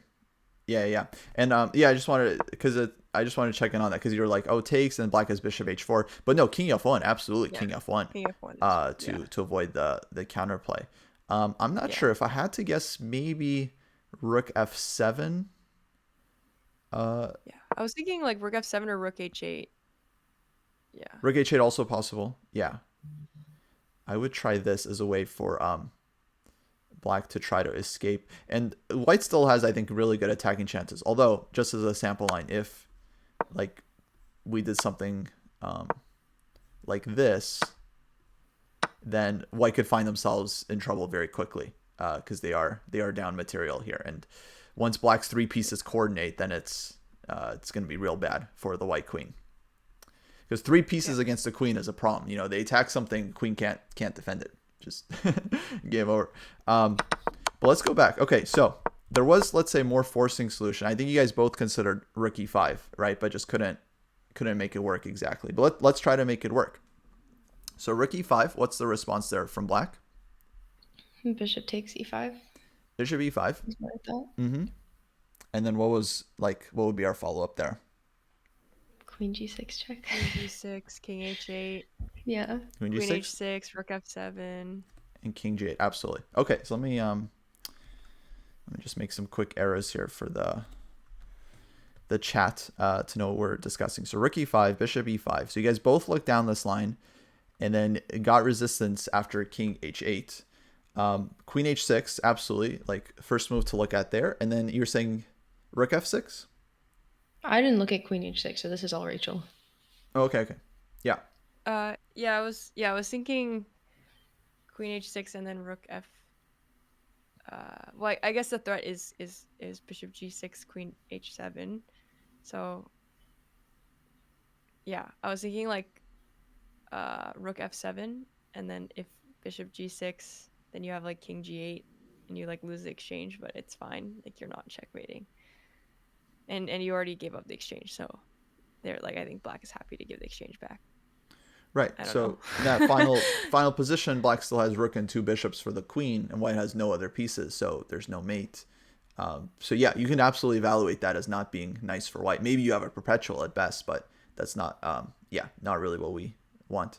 Okay, so queen h6 might not be the right move there, but we do have a stronger move on move 3. So let me give you guys a chance to try and find it here. In fact, we can mute for this one as well, so you guys both have a sec. So basically, I just want you to visualize this line: rook e5, bishop e5, queen g6, king h8, and then white to play and win from there. It's not a very long solution. Canada moves, and hopefully you spot the idea. Okay. Cool. All right, I'm gonna clear these arrows for that. Although, yeah, we should clear them because they need to visualize. They need to visualize. But I think now that we're got first 2 steps of the way, then the third one. Once you know it's like, okay, there's a solution there, then it becomes a lot easier, of course. So the trick is like, how do you trick your brain into thinking there's a solution right before someone tells you that I there's think a I solution? found it, and it's a forehead slap. I Nice. didn't. So. Nice. Let's give Bloodqueen another minute or 2 here. I want to give you guys a chance, but nice job. Okay. Okay, now Anushka's going to feel the pressure, which is not exactly what we want in training, because it doesn't really matter who spots it first. It's more about whether you can see it yourself or not. I got it. Nice. Nice. Go ahead. It's hard to see though. Bishop G8. Yes, Yeah. very good. Bravo. It is hard to see. No, of course. But let me just point out, once I told you guys there is a move there, you both found it relatively quickly, I would say. So the trick is just like getting your brain to kind of trick you into thinking that there's something in every position. And then if there is something, then you'll find it. And it's like, yeah, just a matter of, let's say, pushing yourself when you're visualizing, which is not easy to do. But yeah, very nice. Actually, I would say not a typical pattern, but a nice one. And then once you see it, hopefully it sticks. Yeah. Okay, good stuff. Let's do another one. I don't want to do like too much more because we've already done close to 90 minutes, but maybe one more. Sounds good. Yeah. Okay, this is white to play again. Let me give you a couple minutes here to think on your own, and then we'll discuss. Okay. Okay. Oh, and this is actually our 10th puzzle. So that's cool. We got like 10 puzzles in. But yeah, at this point, I think they're likely getting tired, which is okay. I think 90 minutes is actually a great limit for calculation work. You don't want to like overtrain. At some point, I think it stops being helpful. It's like you can't spend all day at the gym. You have to go back and rest and recover. Actually, that's a really interesting. I don't know if there are any biologists or scientists in the chat, but they say that like you don't grow inside the gym, you grow outside the gym, right? You go into the gym to break down the muscle, but then it's outside the gym where you're recovering that your muscle is actually growing. I'm wondering if that happens the same in chess, because it's clear in chess that the brain, your visualization, your calculation, it works really similar to the way a muscle works, in the sense that the more you train your calculation skills, the stronger they become. And if you don't train them, then they atrophy. And if you train them intensely, for several weeks and months at a time, you start to see a lot of progress. So I'm wondering though, if breaks are important, to give what you've been learning, what you've been working on, a chance to kind of like settle in and fester. But I don't know. I don't know exactly what the process is like of improving. I don't know exactly how that happens. I know you have to solve a lot of positions and you have to like really struggle. And then you kind of have to get material that's like just a little bit outside your comfort zone, so that you can try to progress. Queen takes e6 is definitely a huge candidate. But would you see it in a game? Well, you saw it here. So this is the thing, Fustra. I mean, a lot of players struggle with this. It's like I would see it in a puzzle, but I wouldn't see it in a game. And I think the reason is like in a game, you're often focused on like, what's a good move here? What piece do I need to improve? We're often like thinking strategically. We forget to think tactically. But you can remind yourself to think tactically whenever it's a tactical position. And you might be like, well, how do I know it's a tactical position? Well, I think I got it, but I'm also going to go to the bathroom. So you just, I'll be like 3 minutes. It's like you do know it's a tactical situation because you got 2 rooks on the 7th rank and you got your bishop on d4. So if you have 2 rooks on the 7th rank, it's a tactical situation. and there's stuff hanging, right? There's clearly tension in the position. We have forcing moves. We have rook takes d8, rook takes d6, rook takes f7, queen takes e6. Both of our bishops are active. So as you're playing the game, you need to have the sense of like, is a dynamic position, right? It's a dynamic position. And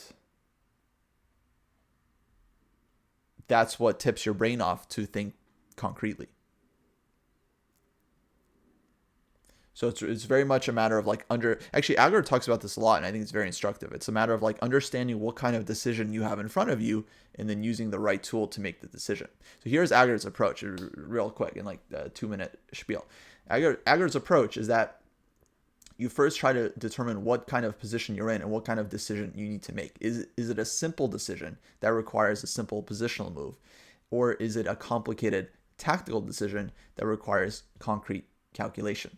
Or maybe it's like a complex strategic position that kind of requires both ways of thinking. You have to both think strategically and you have to think concretely because there might be underlying tactics in the surface. So a lot of times figuring out what kind of position you have in front of you and then using the right tool to approach it. If you have a simplified position, some endgame or something, concrete calculation is not going to be the thing to use there, because a simple endgame is more about figuring out like where your pieces need to go and what you need to do and what the opponent is trying to do. And of course, endgames can get very complicated. And then once an endgame does get sharp, that's when you have to re-engage the calculation and be like, okay, now it's a sharp endgame. Now I need to calculate. It's a pawn race.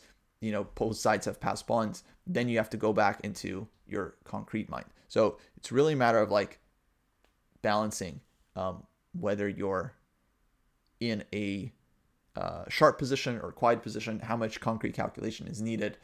And yeah, of course, the tricky part is like a lot of positions will just be in the middle. There'll be a complicated position like this one where there are strategic elements. There's a lot of tactics going on too.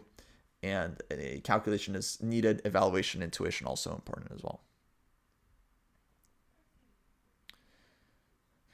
There's a question from the chat. The stronger you are, the less you have to calculate in tactics of this level because they become more intuitive. I mean, I think I understand what you're saying. Basically, stronger players have more pattern recognition built up. So they see a lot of tactical patterns very quickly. Much like you guys see a smother mate or a back rank mate really fast. A stronger player will see all kinds of patterns very fast. Greek gift sacrifice, all kinds of these different tactics. And so, yeah, they have to, it doesn't take them a long time to find solutions because they see all these patterns very, very quickly. But of course, many positions like this one, I would say, is not really based on your pattern recognition. This one is just based on your concrete calculation, being able to find the right solution.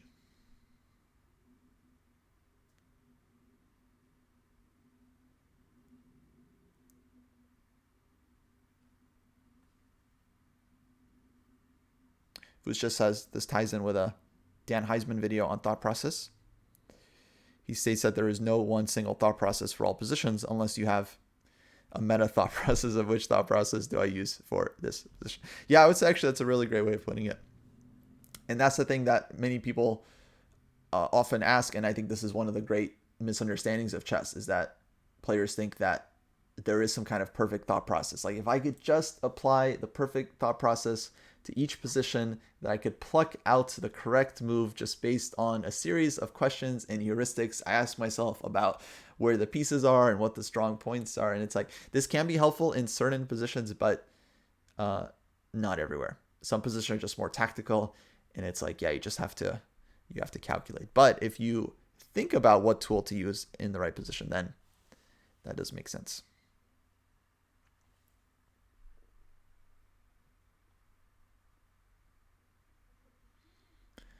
Okay, it looks like they're hard at work here.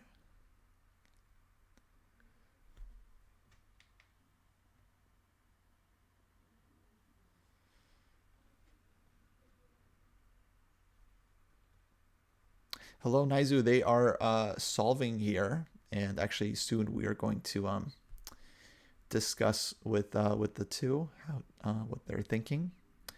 And this is white to play and win. So if you like to solve the puzzle for yourself, feel free to give it a try.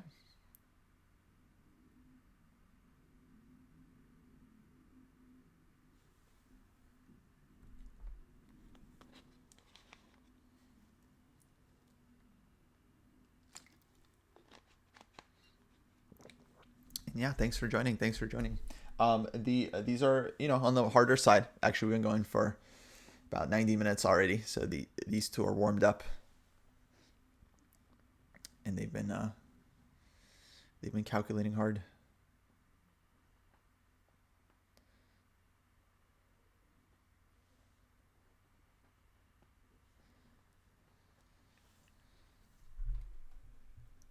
Zalo says rook a7, first move. This attacks the queen.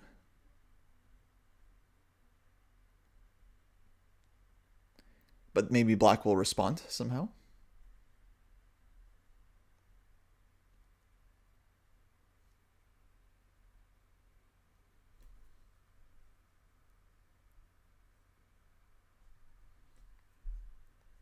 Reciprocal thinking. I would say this is a bit of a reciprocal thinking here.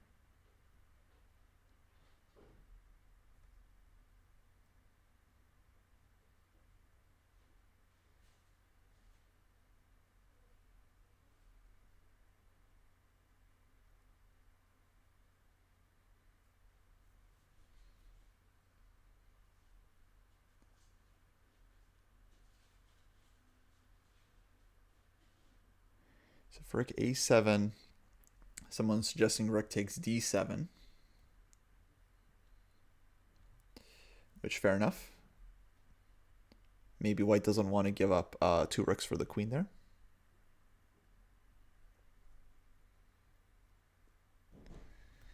Move order definitely matters.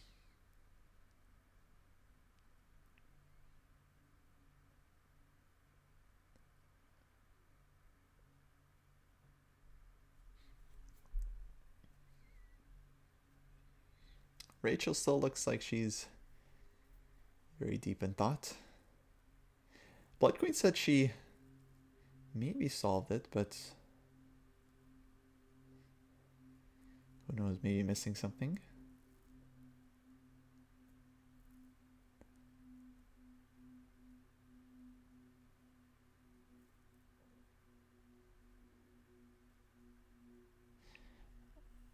And let's see, I think we had a couple people solve it in our chat. At least I saw some ideas on the right track.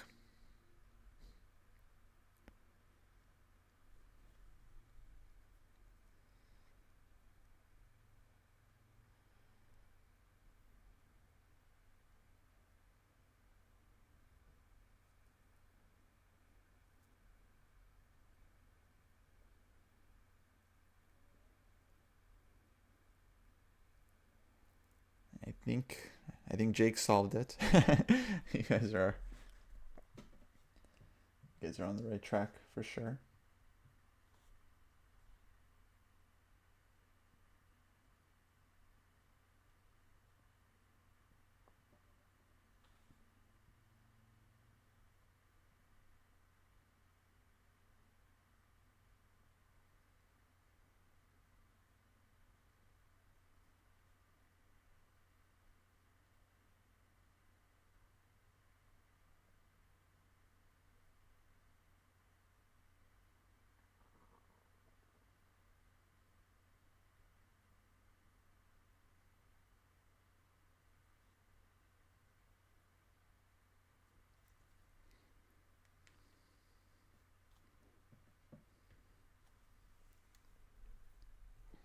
That's all right, Jake. That's an interesting idea.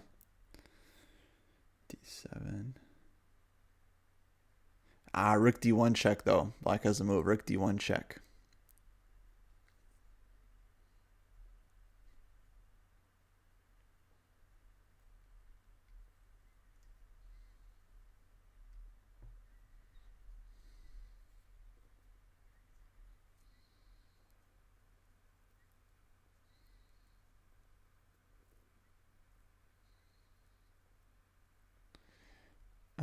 Rook takes D1 equal. Maybe equal, but of course we're looking for the forced win here. But no, it was a cool line. And definitely this is the kind of thing you want to get better at considering. It's like these in-between moves. So Jake's idea was rook takes d6, rook d6, queen e5, rook takes d4, rook d7, which is a very, creative move. But I would say, even black just, saves the rook on b8 somehow then. they're okay. But I think if with rook d1 check, black will be okay. I guess they'll be up a rook. But what I want to say is this is the kind of moves you want to get better at considering, because this is what it takes to defeat a strong player. You have to find some nice ideas sometimes.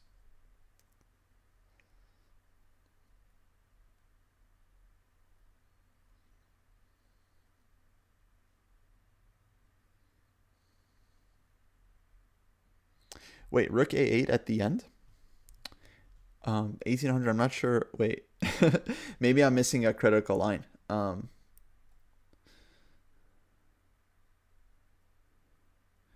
Where's the, how do you get rook a8?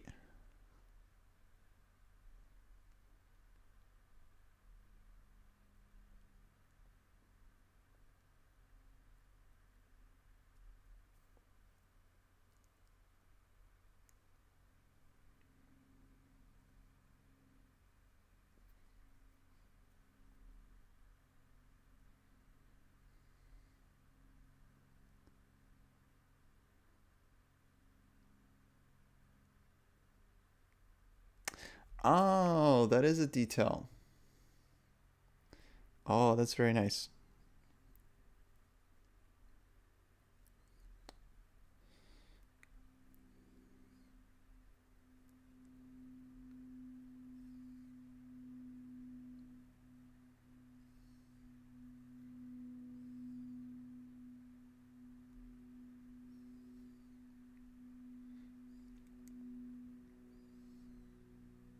I guess even the bishop endgame might be quite reasonable for white, but yeah, rook a8 is a very nice move.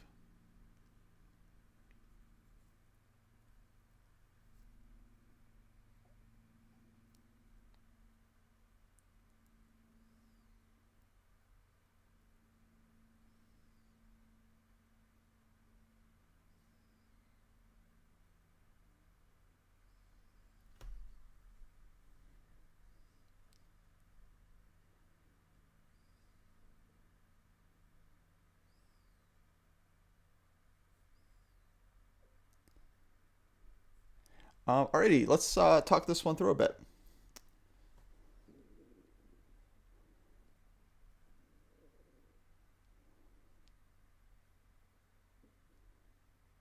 Okay, so what were you thinking, Blood Queen? Yeah. Mm-hmm.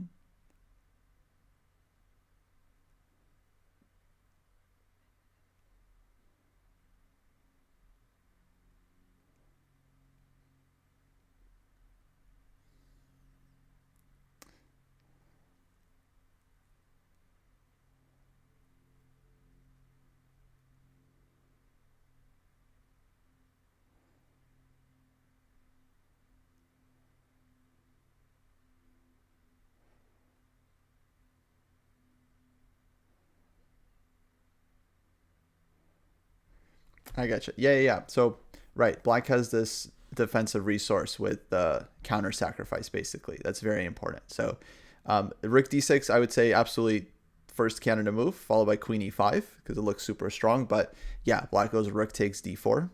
Maybe they throw in queen d1 check first, but they're, whoops. Yeah, they're going rook d4 to give back the exchange. And then maybe white's a bit better there anyway, but we haven't won any material. Okay, so Rachel, what were you thinking on this one?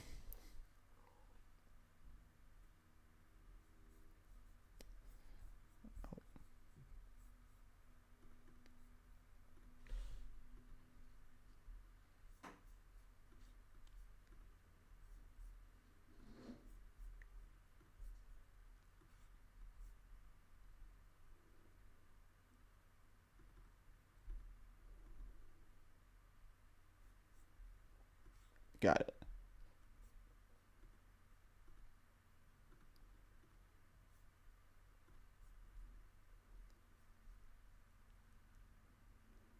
Okay, one sec, guys. They don't hear you on my stream. I apologize. Let me fix this real quick. I have this issue before with the audio capture.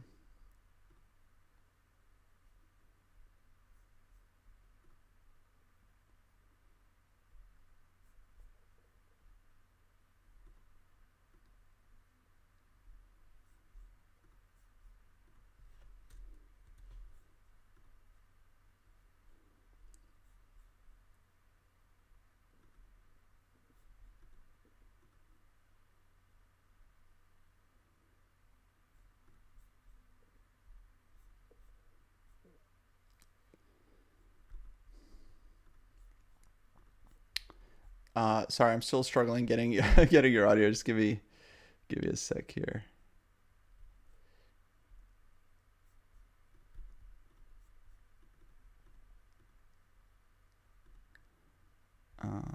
Shoot.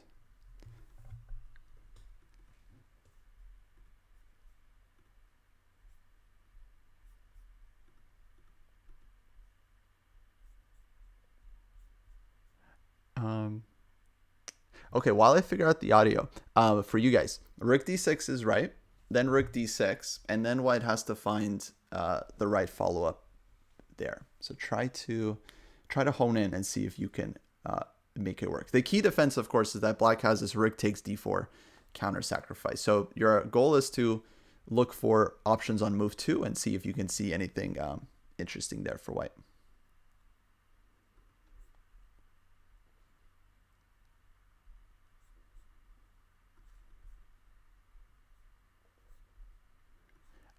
You guys can talk collaboratively.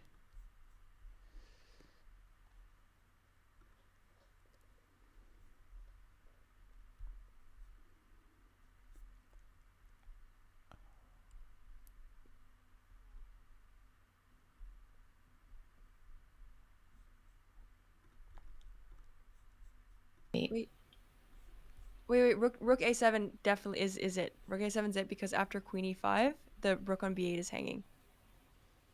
The rook on B8 is hanging either way though, right? Like, oh, if we move the rook. yeah. I guess I was thinking before rook takes f7 threatens mate if our queen's on e5 anyway. But Wait, I'm confused. Like rook takes D6, rook takes D6, rook A7, Queen B3, Queen E5 hitting mate, and the rook on B8. and then rook takes. Oh wait, sorry. So there's a rook on D6. My bad. Or yeah. Rook takes D4. The follow up is rook takes or queen takes B8. Which we Oh, and didn't now have it's with the check. rook on C7. Oh yeah. Yeah. Yeah, I think that's right. Nice. Yes. So okay, the chat didn't hear your initial thought process. Let me just recap for everyone. So basically, you were both looking at rook takes d6, but the issue is rook d6. If the immediate queen e5, there's rook takes d4. But it turns out White has this nice in between move. This is actually a game from the Women's American Cup. So playing White here is two-time U.S. champion Nazi Paikidze, and playing Black is future champion Alice Lee.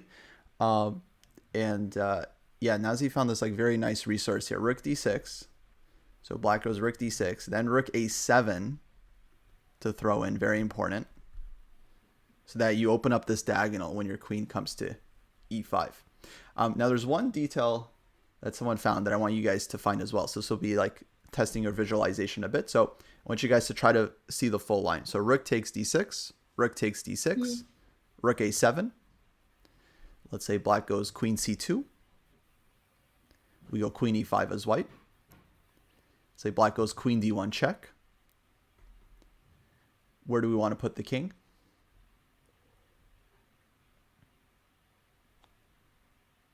I want to say h2. H2, good. No, that's right. It's not a trick. I'm just Okay. I want you guys to visualize. So H2, right? Because there's no checks to follow up, so that's the safest. Black goes rook takes d4. What does White Rook play? takes b8 check. Queen takes b8 check. Oh, sorry, queen takes b8 check. Good. And then Black can defend with rook d8. Right? Because Because the queen queen's went on to d1. d1. Yeah. And now White to play, and just want you to find the final move there.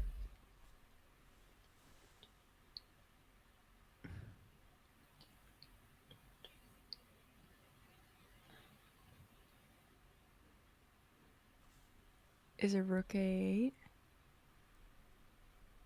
Yes, rook a8. Okay. Bravo.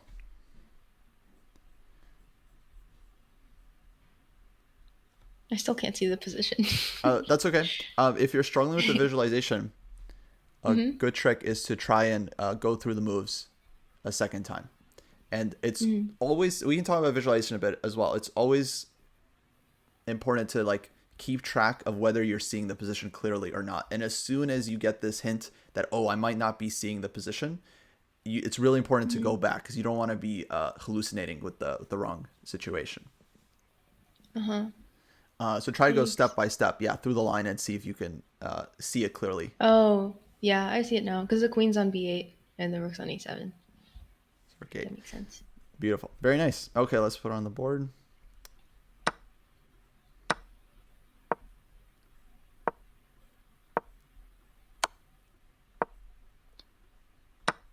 Was bishop f1 a thought?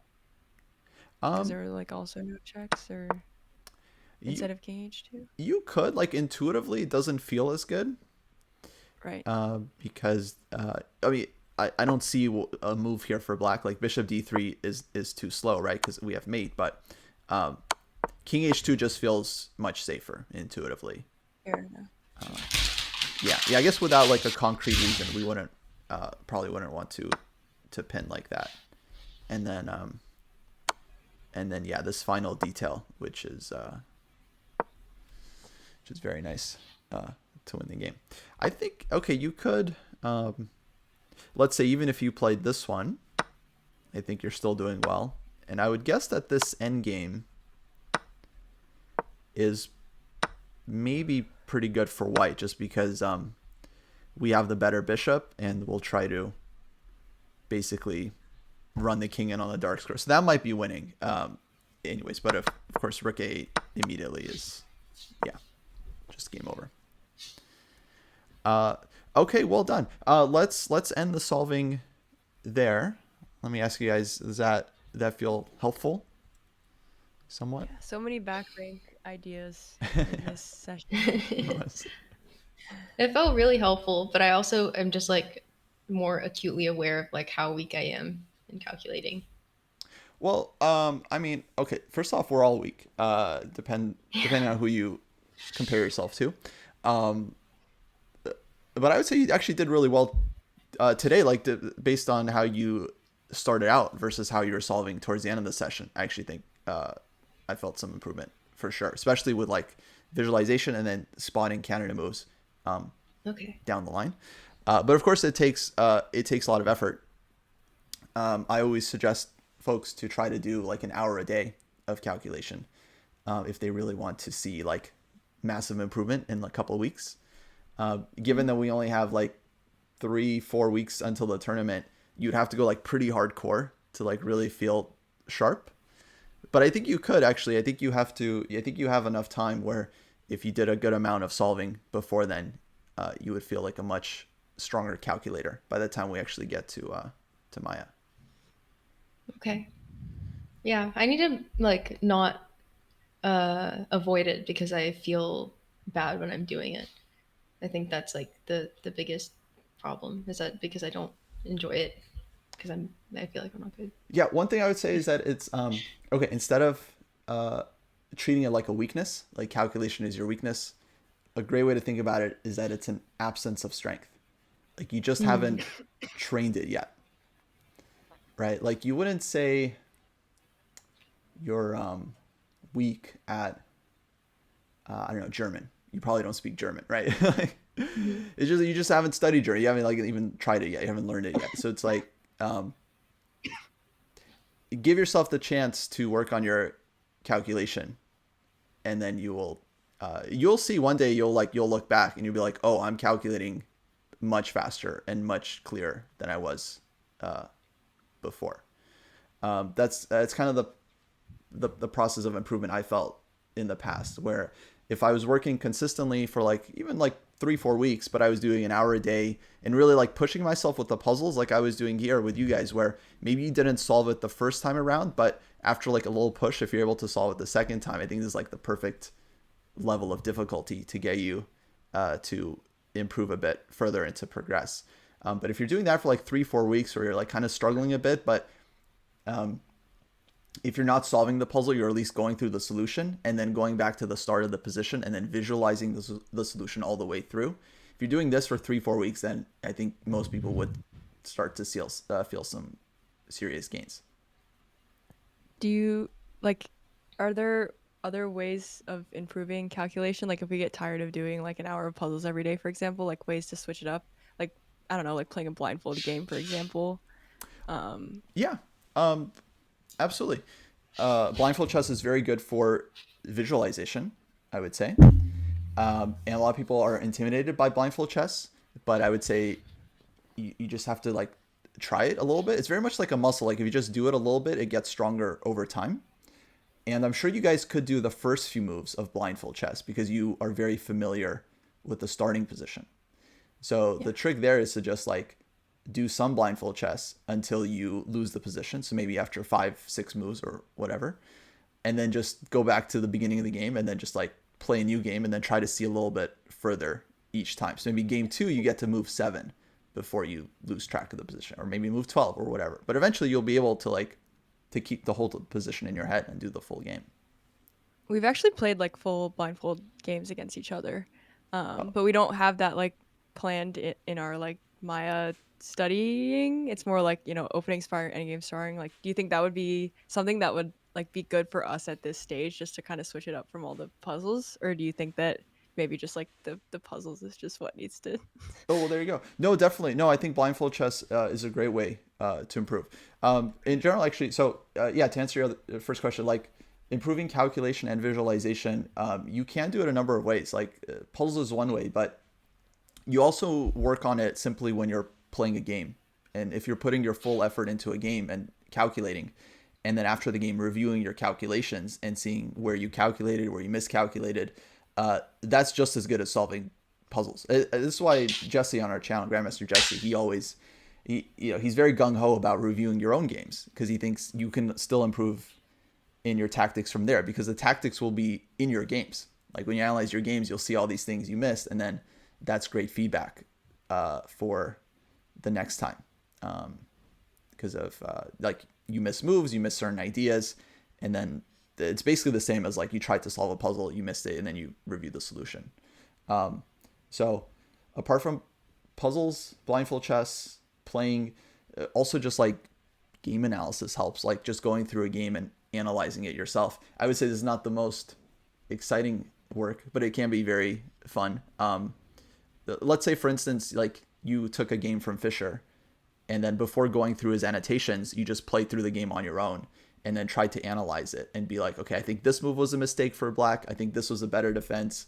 Or if you see some idea, like maybe Fisher sacrifices something, and then you try to work out the variations that he saw ahead of time. And then you Yeah. check his I notes and try see if your thoughts were lined up to his. I usually try to like guess the next move kind Yep. of thing. We're like, okay, what did Fisher play next is the way that I've yeah.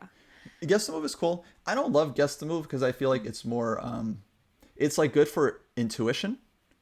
But like my problem with guess the move is that I see a position and then I think for like 2 minutes and I input a move and then they come up with like some very strong move that took 20 minutes of calculation, and then I was like, oh, I didn't Right. know.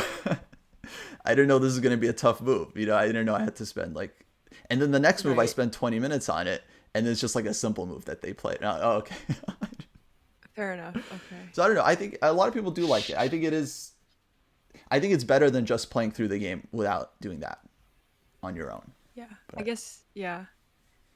I guess it's hard for me. It feels like a bit overwhelming if I go over the game like on my own.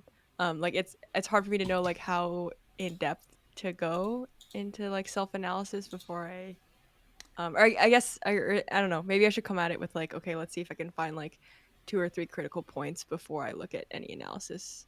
Or like, yeah, if I could take it more like bite-sized, rather than just like, okay, what's my analysis of the overall like the entire game? yeah, yeah, I would say yeah, it's like it's a hard exercise, and it's not super fun, but basically I would say try to like identify what were like the key mistakes. If Okay. one side won, so you try to figure out, okay, what was the final mistake of the game? What would have been a better defense? And I guess when you're analyzing, it's okay, completely different topic, but when you're analyzing, you're basically trying to come up with like alternates and then conclusions as well. So you're trying to come up with like, okay, I think this move was not good because this move would have been better, leading to this, and then ending with this evaluation. So you're kind of like you're like making a claim on the game. I think at this point this would have been an improvement and this would have been an improvement, and so on.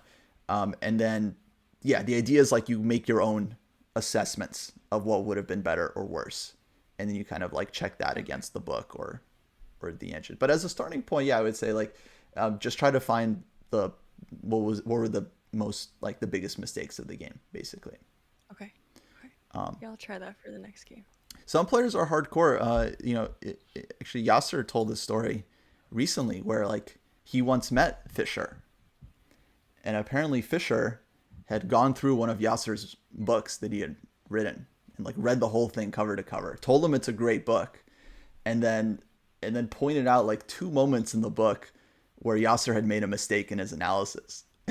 And we're talking about like a whole like full book with like tons of analysis, and apparently like Fisher goes through it. No engines at the time, right? Just for everyone to understand, no engine, just goes through all the analysis, probably blindfold, just like reading through the book, and then is like, and he picks points like, oh, here there was a stronger move, and here, so that's like, I don't know, gives you a sense of the Insane. level that these guys Yeah, had, that's the nuts. intensity. Whereas I think he tells a story. I think it was actually in the Anna Kramling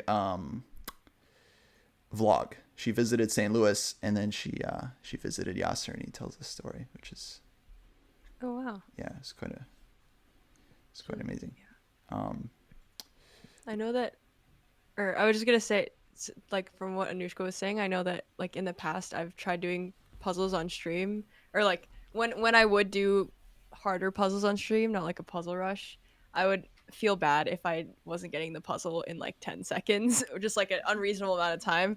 And then, people in the chat were like, I got it. And then they would like start giving hints. And then, yeah. And so I feel like now when I do puzzles on stream, I'm like, okay, like it doesn't matter how long it takes me to get this. Like I'm just gonna, turn off the chat and just like, yeah, not feel bad. Because I think in the beginning I was feeling bad if I wasn't getting it right away. Um, yeah, yeah, no, definitely don't feel bad. I mean, if you're solving it right away, then it's like it's puzzles are too easy. So it's like you need to yeah, find the harder stuff. Yeah, because there's I guess if you're doing simple tactics like puzzle rush stuff, then there is a point to not spending too much time on it, because if it's like a simple tactic, it's kind of like either you know the pattern or you don't. So it's actually an interesting technique to just spend 1 minute, and then if you find the solution, great. If not, then just check the solution and then try to learn the pattern instead of reinventing the pattern in your mind.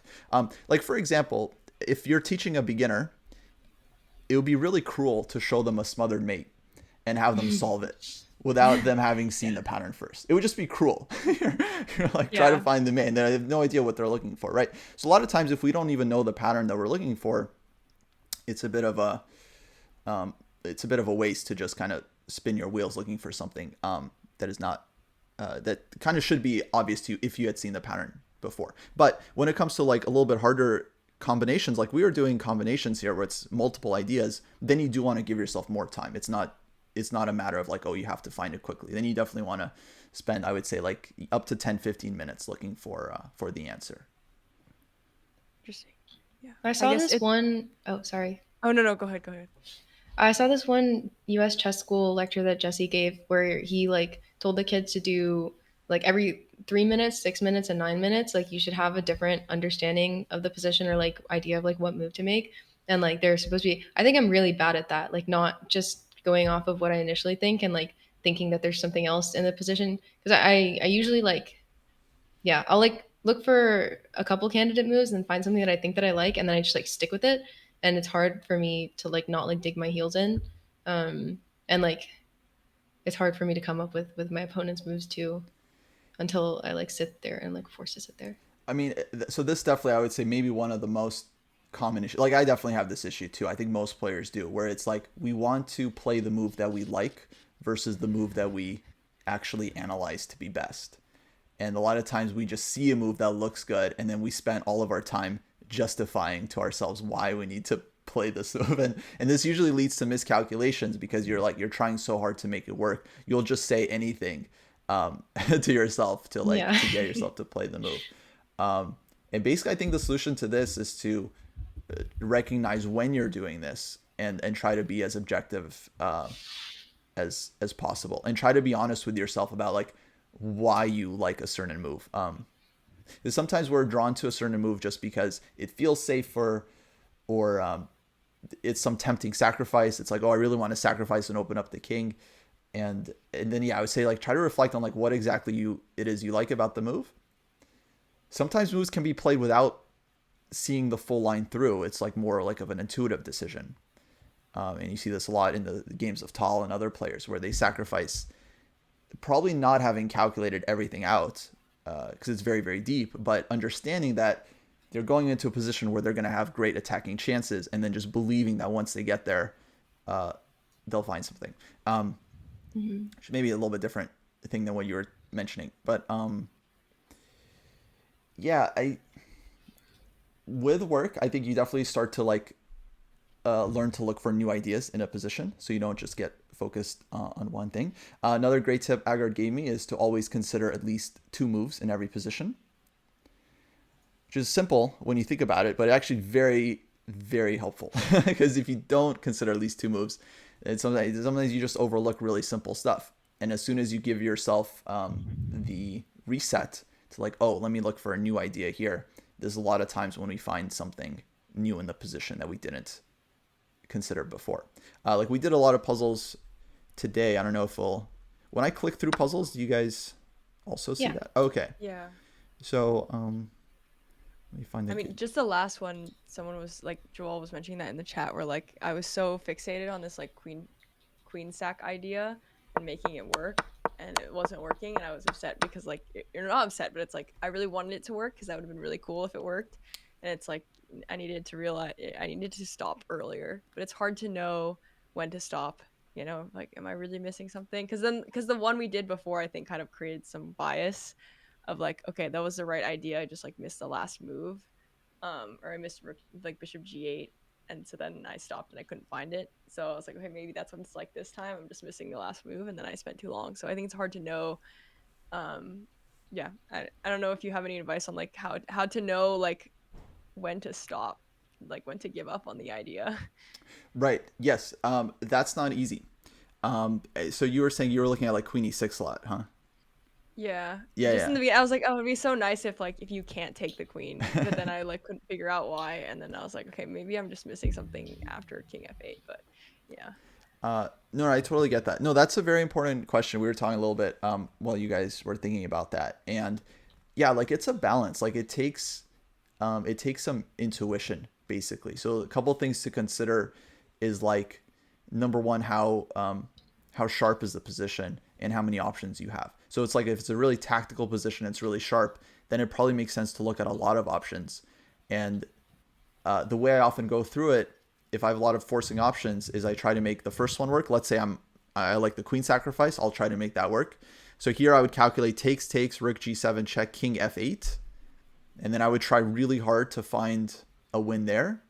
And then if I don't see it, I'm going to look for other options. I'm just going to go and look for other options. So then I might look at rook takes d6, rook a7, these moves. Let's say I don't find anything with rook takes d6, rook a7. Then at some point I might just go back to queen takes e6. I'd be like, okay, maybe I missed something. Let me recheck queen e6. Then I'll go back to queen e6, takes, check, king f8, check again. Look at every move. Rook h7, rook f7. All the moves I still can't make it work. At some point I have to go back and look at other lines. So there's no perfect way. I guess an analogy would be like, okay, if you're at a restaurant and you have a huge menu, you can't spend 10 minutes looking at page 1 and then not check out the rest of the menu, right? You're gonna miss a lot of stuff. Right. If you have only a 1-page menu, you could take your time and go through it, and it's like, okay, there's not that many options here. Yeah. But if you got like a book, like Cheesecake Factory, you just got like a million options, then you have to be practical basically and just kind of scan, Right. find the section of the menu that appeals to you. Okay, I think I want this, and then look deeper. If you don't see anything there, then you gotta zoom out and start looking around again. Right. That's a good analogy. Actually, I've never heard that before. So I'll start. I'll try to make it work. Yeah. After like 5 minutes in my OTB game, I'll be like, am I only looking at page 1 of the menu right now? Only looking at the drink section so far. Yeah. Yeah, but okay. I mean, no, chess is hard. One of the hardest things is like understanding what kind of situation you're in. How tactical is it? And how tactical you're required to be in order to handle the position correctly. And then this is where a lot of players go wrong, and you can go wrong both ways. So some players, they have a very tactical position, but then they play too slowly because they're not forcing enough, and then they let their opponent back into the game. That's Anushka. So it's like, yeah, you have to, I guess, work more on like finding the killer blow and that kind of thing, which will come. You solve enough tactics and combinations, you start seeing these things. Other players have the opposite issue where it's like they have a quiet end game and they're only thinking concretely, and this often leads them to miss some very simple things because they're just thinking like very forcing, and they should just be thinking about basic things like where do I need to put my king, where do I need to put my rook, and not think so concretely. So it's really a matter of understanding what kind of position you're in and then applying the right amount of concreteness to it. I think Rachel and I are the opposite in that way. Oh, interesting. No? Yeah. Rachel, you're more concrete and tactical. I guess so, yeah. I would much prefer lines where like I kind of know what to expect Yeah. from my opponent. Yeah. And I like making like just, oh, my pieces go here and then I have a forced win. Like, if I put my pieces here, I can't lose. Right. Yeah, no, it's a very classical approach where we have the Romantic era where people just played for the attack from the get-go, just sacrificing everything. And then starting with like Steinitz and Lasker and this generation of players, they're the ones that realize like, no, actually first you need to have a good position. And then from a good position, you're allowed to generate an attack that is going to work because your position is superior versus like just trying from the beginning to like just kill the opponent. Yeah. But both approaches make sense. So the interesting thing about Tall is like he brought it back to the Romantic era. It was like 60 years of people playing like Queen Gambit Declines and like super solid stuff, and then Tall was the one that like brought it back. And he's like, no, actually you can be a madman and like sacrifice an attack and like still make it work, which is very interesting. Yeah. I definitely like to be like more risky, I would say, of like, okay, this might be losing for me, but this is definitely more fun and like will be more fun for everyone to look at. And it has promises. So even if there's like a greater chance of me just like losing off the bat, like I could I'm willing to kind of like put it on the line of like, okay, this is either good for me or bad for me, but I think it's good for me, and so we're just gonna like trust that and then get better at trusting that and like knowing, better at making those decisions, um, rather than like, okay, I'm just gonna like, I just want to make sure that I'm not gonna lose. No, absolutely. Actually, that's something I learned from David many years ago when I was like 1800 watching his videos on chess.com. And he made this great point where it's like if you see a potential sacrifice in your games and it looks interesting and you don't see a direct refutation, you should probably just go for it. Because if you don't see a clear defense for the opponent, number one, it might just be a good sacrifice, so you might just be winning. Number two, defense is difficult. So even if there is a defense for the opponent, there's no guarantee that they're going to find it. They're very likely to mess up. And then number three, it's like even if the attack doesn't work out, the fact that you go for it and then you evaluate what happened, that'll improve your skills in the future.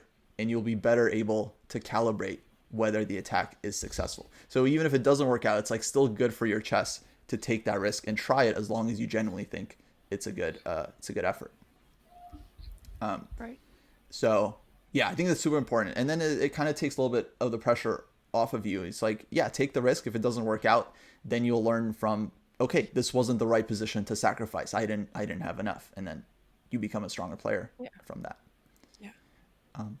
But I'll leave you guys with this. I I want to think do that more. it's really important to like have your own understanding of the game. So like what Rachel said, I think is really important, where it's like you want to play a certain type of chess. It's like attacking chess, go after the opponent.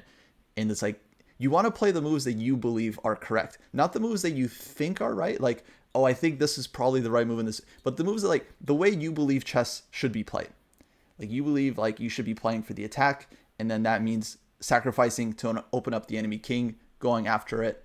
Like that is a great way to play. Like there's a lot of players in history that play the style, and it's like they were very strong. And you can absolutely do it, and you can play different style as well. So some players much more technical. They're like, I believe chess is played one move at a time, and you first like Smyslov famously said, I'm gonna play 40 good moves, and if my opponent also plays 40 good moves, we'll make a draw. And it's like such a great quote because it just shows like he's not trying to kill the guy. He's just like, no, chess is like a very slow technical game. If both sides play well, we'll make a draw. But the point I'm trying to say is like you want to have your own understanding of the game that you're trying to impress upon the board and onto the opponent. And you may lose because your opponent outplays you, but that's fine. You'll learn from that, and then you'll become a stronger player. But as long as like you're bringing some ideas to the board, I think this is what is super important because that's what gets you to beat strong players. It's like you have to come up with your own ideas. Yeah. Oh, Jesse February just rated. So hello. I just want to add, like, is that a quote? Because like a chess quote? Because if that's not a famous chess quote, we need to make that a famous chess quote. Because I that's think like that's kind of revolutionary idea. Like, yeah, you don't play the moves that you think are right. You play the moves that you feel. Yeah, Yeah. it's an important You said it, distinction. but how did you say it again? I don't I'm remember. gonna write this It down. was Play the moves that you it believe was in, not the fire. moves that you think are good. That you think are Are good. right Like by the computer, but like moves that you believe. Yeah. yeah, like not like, oh, I think this is good, but like I believe this is right. Right? Yeah. Like you want to have almost like a philosophical understanding of the game. And you already do. You guys are obviously familiar with principles like develop your pieces, fight for the center. So this is kind of the thing I'm talking about. Except it can go deeper. Because when it gets to things like sacrificing material, that's where things become a gray area. Like how much is a pawn worth in terms of initiative? It's like not. It really depends on the position, and then how much you believe in the practical chances that you're going to receive. So yeah, maybe we can run it back and then we'll get the exact quote because yeah, it did sound good. Yeah, it sounded. Yeah, I'm gonna go find that and write that down because I think that yeah, because I've had that like dilemma sometimes too, where I'm like, I feel like this is the correct way to play, but this is the way that I want to play. Maybe that was the way. So, Absolutely and it's like make maybe it's not yeah, as correct, but yeah, no, absolutely go for the move that you want to play for sure. yeah, At a certain point, okay, it's like it does. It you don't want it to cross into the point where you're making the same mistakes over and over again. But yeah. that's kind of like it's pushing it too far. You still you want to play the ideas you believe are right. Nushka, we should start a chess philosophy podcast. Wait, us and Kostya. I really Yeah. wish I could like journal in the middle of games because like I wanna like analyze, like psychoanalyze why I made the decisions that I made and like understand, like I feel like that would help me understand how not to do that again. But I like leave and then I don't analyze my game for like a month and then I come back and I'm like, I don't know why I played that. I don't know how to not do that in the future. Yeah, you'll have to try to Unrelated, do but it as soon as possible after the event. yeah. Um, Yeah. because yeah, that's the same for everyone. If you don't do it the night of or like the day after, it's you forget pretty much everything. A good thing to do is like right after the game because you often don't have time. Is to input the game and then without any annotations or any analysis and no engine or anything, it's like just input different moves that you want to check later or that you were considering. Mhm. Like, oh, I really thought this queen stack would work, but then Yeah. I chickened out. I ended up playing some other move. And then after the game, just put queen takes e6 into your notes. And then later Yeah. you'll know to go and look at it. And at least that'll help you. And put my feelings in too, so I can remember them. Because I get really defensive when I analyze right after I play a game. And it's like not productive, so I do have to wait like a little bit, and then I can like look at it objectively. But yeah, I should put my feelings in. I should defend Yeah, myself. what I tried to do for Chicago, which was like a new thing for me, which I don't know, I think I'm gonna try to keep doing is just like write down like as soon as the game's over, just like write down all the like key sidelines that I thought about. So like okay, in this position I considered this line, that line. Yeah. And I did this. I had a lesson with Joel actually, not Joel in the chat. Shout out not Joel. No, but he like gave me a position and he was like, okay, like just for homework, just like sit down for 30 minutes and just like write out every single line that you consider all the way until you feel it's like, until the end of the line. And then so I tried to do that after my Chicago games, like write down key lines that I thought. Um, Oh, and then awesome. that way I could see like, yeah, which lines, like, oh, I didn't even consider that move, or like, yeah, that kind of thing, or oh, I should calculate less there, more there. Yeah. Yeah. No, I think that's absolutely great advice. And that's one of the things we were kind of talking about with like other ways of working on your calculation. That's one of the biggest ways. It's like just reviewing the calculations you made in game and seeing what kind of moves you missed, what maybe you could have found if you had thought about the position a different way, or if you were like more familiar with a certain idea or pattern. But yeah, and putting those lines right after, I think yeah, super super helpful. Cool. Well, yeah. Okay, guys. I think that's plenty for today. But yeah, hopefully Thank you so much, Kostya. you keep grinding. Yeah. No, I'm excited. I think you guys are gonna do great. I'm very much looking forward to seeing how everyone does in Maya. I think it's gonna be super fun. Oh God. It'll be Anushka's first stream tournament, and it'll be my second stream tournament, and it's I'm not even a, gonna think about it, it. it's a completely, I'm just saying, like, a streamed tournament is a completely different thing than a I non-streamed don't even tournament. feel confident like playing the tournament itself. Like I feel like the more studying I do, the less confident I am in my abilities. Almost, which That's is not a good feeling. no, it's not. Yeah. Like except for endgames. Endgames are the only thing where I love endgames so much. They're the only thing where I actually feel better after studying them because I feel like I've like accomplished something or solved something. But everything else that I practice, like I just feel worse about myself, basically. Anyway, Dang. maybe that's too much for Chad, but Um, I think you should. I think you should feel good that you put the effort in. but it's like I sometimes think the work is worst just work. the Sorry. worst thing that I've also often felt is like I show up to the tournament and I'm like, ugh, I wish I studied more. And I feel like that's a lot worse of a feeling than like coming. And if you do badly, you're just like, well, I like tried my best. I like really studied beforehand. So you know that you're That's like almost going like somewhere. it's like what Because, if I study so hard and then I go and then I still suck? What if I'm just bad? well, no, but then there's other reasons for it. It's like if you didn't even try, then it's like there's nowhere to improve in the first place because you're like, oh, I just That's regret true. not studying in the first place. If you like Yeah. study really hard and then you don't do well, like you still have a direction to go. You're like, okay, that didn't work. What can we try next time? Other than just like you just didn't try, and then that I feel like that just feels, yeah, that's just like the worst possible scenario. Yeah. Yeah, no, definitely. Actually, I've sometimes I'll withdraw from a tournament if I feel like, oh, I haven't really worked hard enough. Like I don't have anything new to show here. I'd rather work first. But I would say what I try to keep in mind is that whenever you play like a big tournament, like okay, my open, like you're training a lot, traveling there is going to be like this big thing. You definitely want to do well at the tournament. It's understandable, but I would also say that this is just one tournament in your journey, and so it's just going to give you hopefully 9 good games to analyze and improve on. And I'm sure some of those games will be good, some probably not, but I mean like that's what you need. It's like you need 9 good training games to like keep improving. So just Yeah. competing in Maya Open is already the win.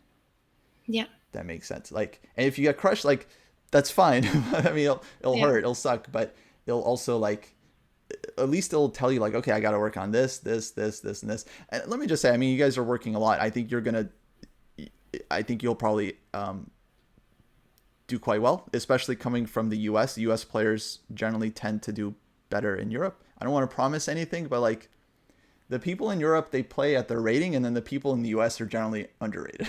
So Okay. uh, All I don't right. promise anything. I don't want you guys to go in like overconfident. But, Just don't go to Asia.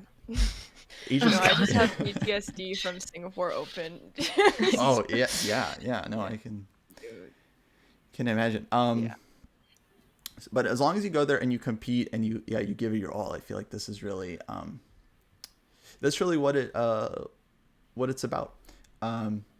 I remember I was listening to another top player a little while ago, Grandmaster Grischuk, and he was at the elite for many years, and he was saying for him, the best part of a tournament is just being in the thick of it, like competing for first place. He would rather be on board 1 in the last round and lose and not get a prize than win on board 10 and then sneak into the prizes, never having a chance to win the tournament. It's like for him, like being Yeah. in the competition, fighting for like that's the goal, win or lose. Yeah. No. I'm yeah, I definitely agree. I'm definitely more that way. I think Anushka's freaking out because someone just gifted, oh my god, like Sorry. a Yeah. million subs to Anushka's channel. Yay! Nice, But we still focus. nice. No, that's awesome. Yay! Thank you, donator, anonymous gifter.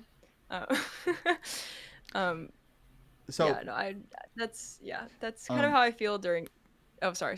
no, I'll get I just want to say like just definitely put a lot of effort in, but then realize that Maya Open is part of is just like it's a great training tournament, and it's just like one step on the way to your achievement. But yeah, go ahead, Rachel. What were you gonna say?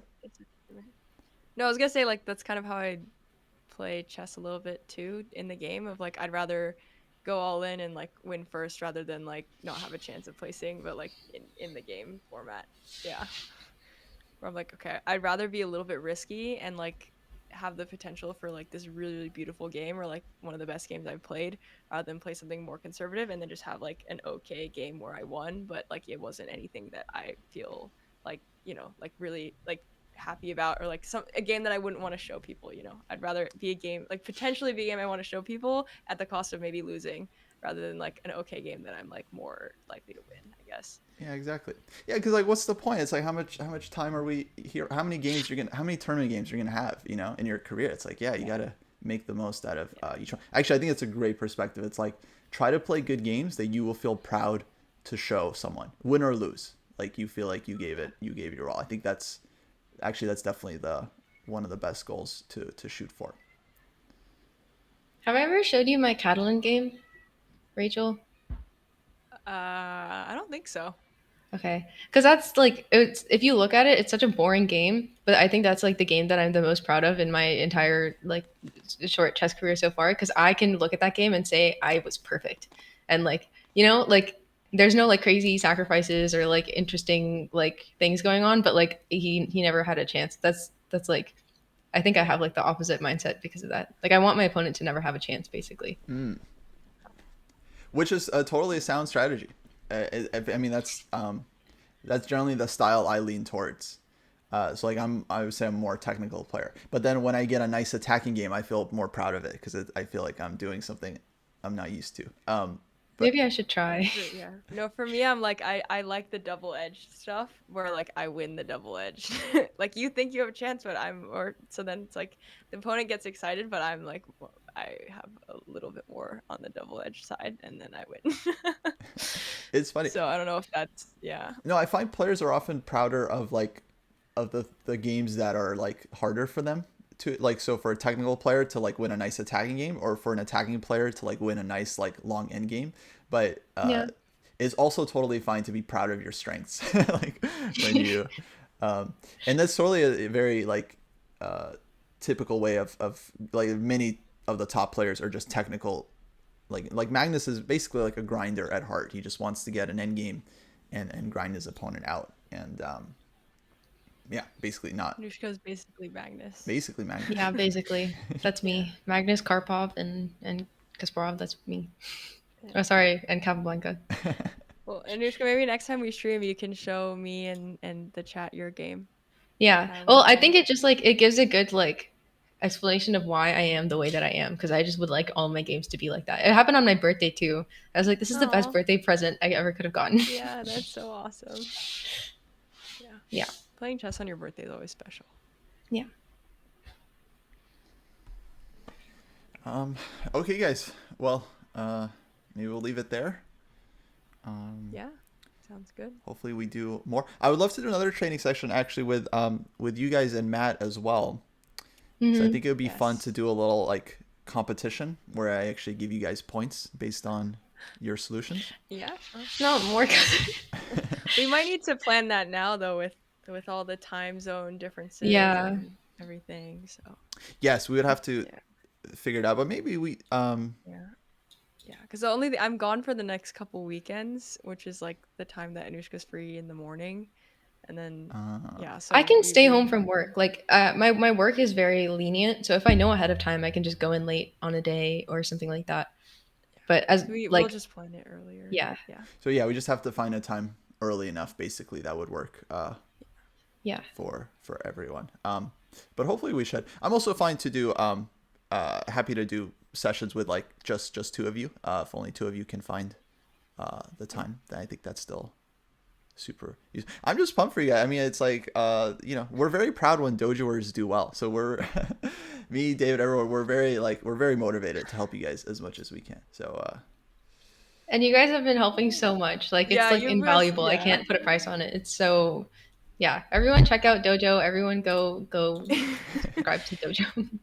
well, it Yeah, feels no, good. it's Yeah. been insanely helpful. I would not be yeah, if I do well in this tournament, it's like 1,000,000% because of Dojo for like Yeah. infinite reasons. There's so many reasons why.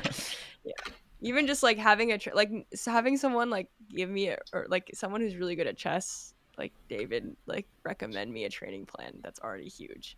And that's just like one of the many things that Dojo has done. So Yeah. we owe Dojo our And lives, sparring. basically. Like I think I would have Yeah, been that was scared to start sparring. sparring Yeah. or like think I wouldn't like it, but like now that I started, I just like do it with chat or like anyone and it's like so much more helpful than just playing. It's like playing rapid in the pool, but it's like more helpful and targeted. Oh, absolutely. Yeah. Yeah. Well, that's obviously lovely to hear. And yeah, no, we like helping people. And it's great. I mean, yeah, we just want to share the joy of chess improvement. I mean, it's one of the best feelings in the world to actually like look back on yourself and feel like, oh, I'm much stronger than I was a year ago or 2 years ago or 6 months ago. And so Yeah. yeah, we love getting people to that point.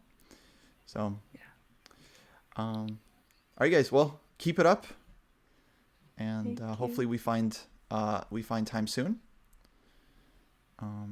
Yay. to Yeah. do some more training. Thank you.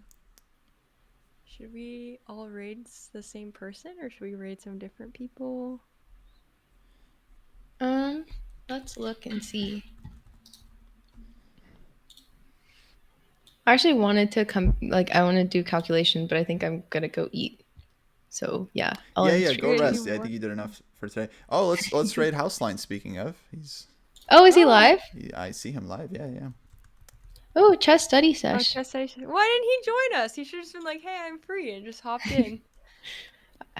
Did he have an opportunity? I feel like this all happened in DMs. It Maybe did that's our happen. bad. Well, actually, Should have said something. Oh. yeah, I kind of thought you guys were gonna do the sparring, so I didn't really Yeah, think of it. It's just very last second, but it feels bad, man.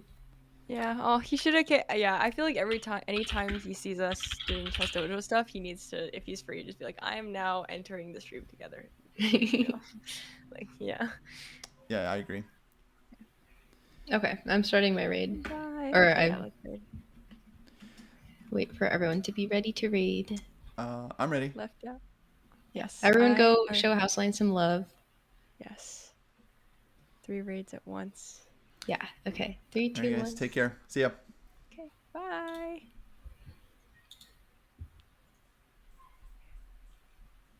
Okay. Okay. Now we go in house line. Just wait. Wait, did it not? Oh, it went through. Yay! Yay. Welcome, We're welcome. about to get a lot of viewers. Bring it in. All right, yeah, I have not. Oh my god, triple raid. Thanks. Shout out to Rachel, Anushka, and Kostya, ChessDojo. We're in. I might actually have to start talking to chat, which is really annoying. No, there's so many raids. Bloodqueen said sorry they didn't invite you to their study session, they forgot about you. Yeah, I actually got major FOMO, so I made my own stream. Oh, so you're not sorry. You not true. So you did remember me, and then I see how it is. Alright. You know, 10 a.m. Missing a 10 a.m. like sparring session. I see. Nah. No, not at all. Not at all. I was pleased to see when I got back home that you guys were, because I was out doing stuff. and then I got back and what book is it? Chess Tactics from Scratch. So I'm actually rereading a bit of the chapter because I'm Ugh, struggling this book. with this puzzle. Like I wanted to Like, sack I the should do house with it. like I f6, just hate e5, queen like, I 8, hate chess and queen tempo. I h4 hate chess check, com king puzzles. d7. I like woodpecker method.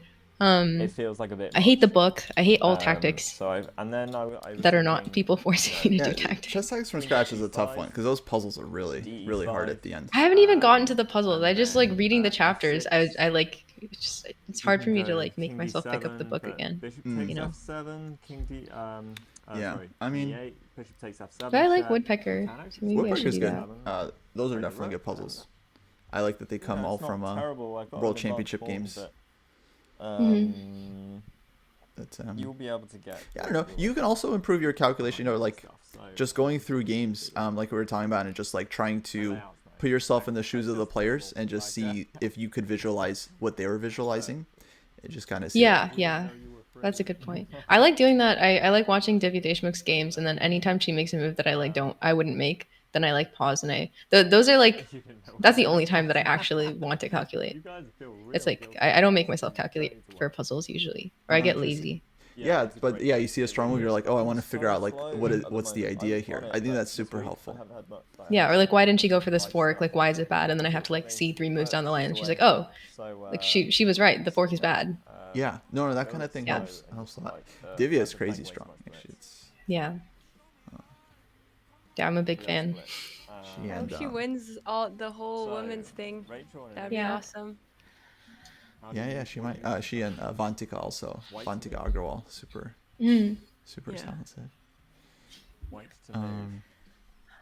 All She right. Well, might. thanks, Kostya. Yeah, of course. That was really, that was super helpful. And this is only Super like a duper 3-star. helpful. My pleasure. Yeah, hopefully it was helpful, and maybe we'll make some we'll make a video out of it too. So like, We can like chop I it think up. I'm Yeah. just not getting it right. Yeah. now. If you ever want help, I know like it's a lot on Matt, you were saying and earlier, I like research mentioned this to video, Matt too. and But like it's if just you guys ever want like a rough my cut brain of was something just that like I like was on a in, wall, like like, I go back and like watch VODs, But, like like, rewatch F65, VODs from like multiple perspectives F6, anyway, you've got to and so like it would not be that much work for me to help with like rough cuts.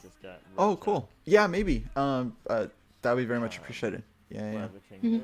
Absolutely. Yeah, no, I can do that too if you want me to just get the best, like, because I'm often saying things that are irrelevant. So if it's just like, okay, just send cuts of things that you're saying that we could use in the video, I could do that. Oh, I think that would be incredibly helpful if you guys don't mind doing that. No, don't spend too much time on it, but yeah, if if you have a couple moments to like, oh yeah, this was a good part, then Well, you could have yeah. messaged me. I can send like the whole VOD and then like black out parts so that it's like still you can align it together with the other one and like know which part comes from where. But like put like a black square over the screen when it's irrelevant. I really don't like watching myself is the only thing, because then I start to like, like nitpick unnecessarily, where like I wouldn't do that for anyone else, for example. But I will definitely do it. Yeah. No, that'd be super helpful. Yeah. Yeah. Okay. Cool. Yeah. Then just let us know how so. And I'm so like, I will like always clear my schedule for this kind of thing. So Yeah. like just let me know like when and what's happening, and unless I have something really important, like I would be really down to do as many of these as Kostya you would like. Okay, great. So Yeah. on that, actually, real quick, this week is like busy for me as I'm actually coaching remotely the Pan American Youth Championships that are happening right now. So I'm coaching a couple of kids that are playing in Peru, which is cool. But that's gonna make this week very unpredictable for me. But then starting like next week, basically in August, I'm gonna be training a lot, and so I'll definitely have more time for like streams and stuff. So I'm hoping we can at least do a couple more. Yeah, I think that'd be great.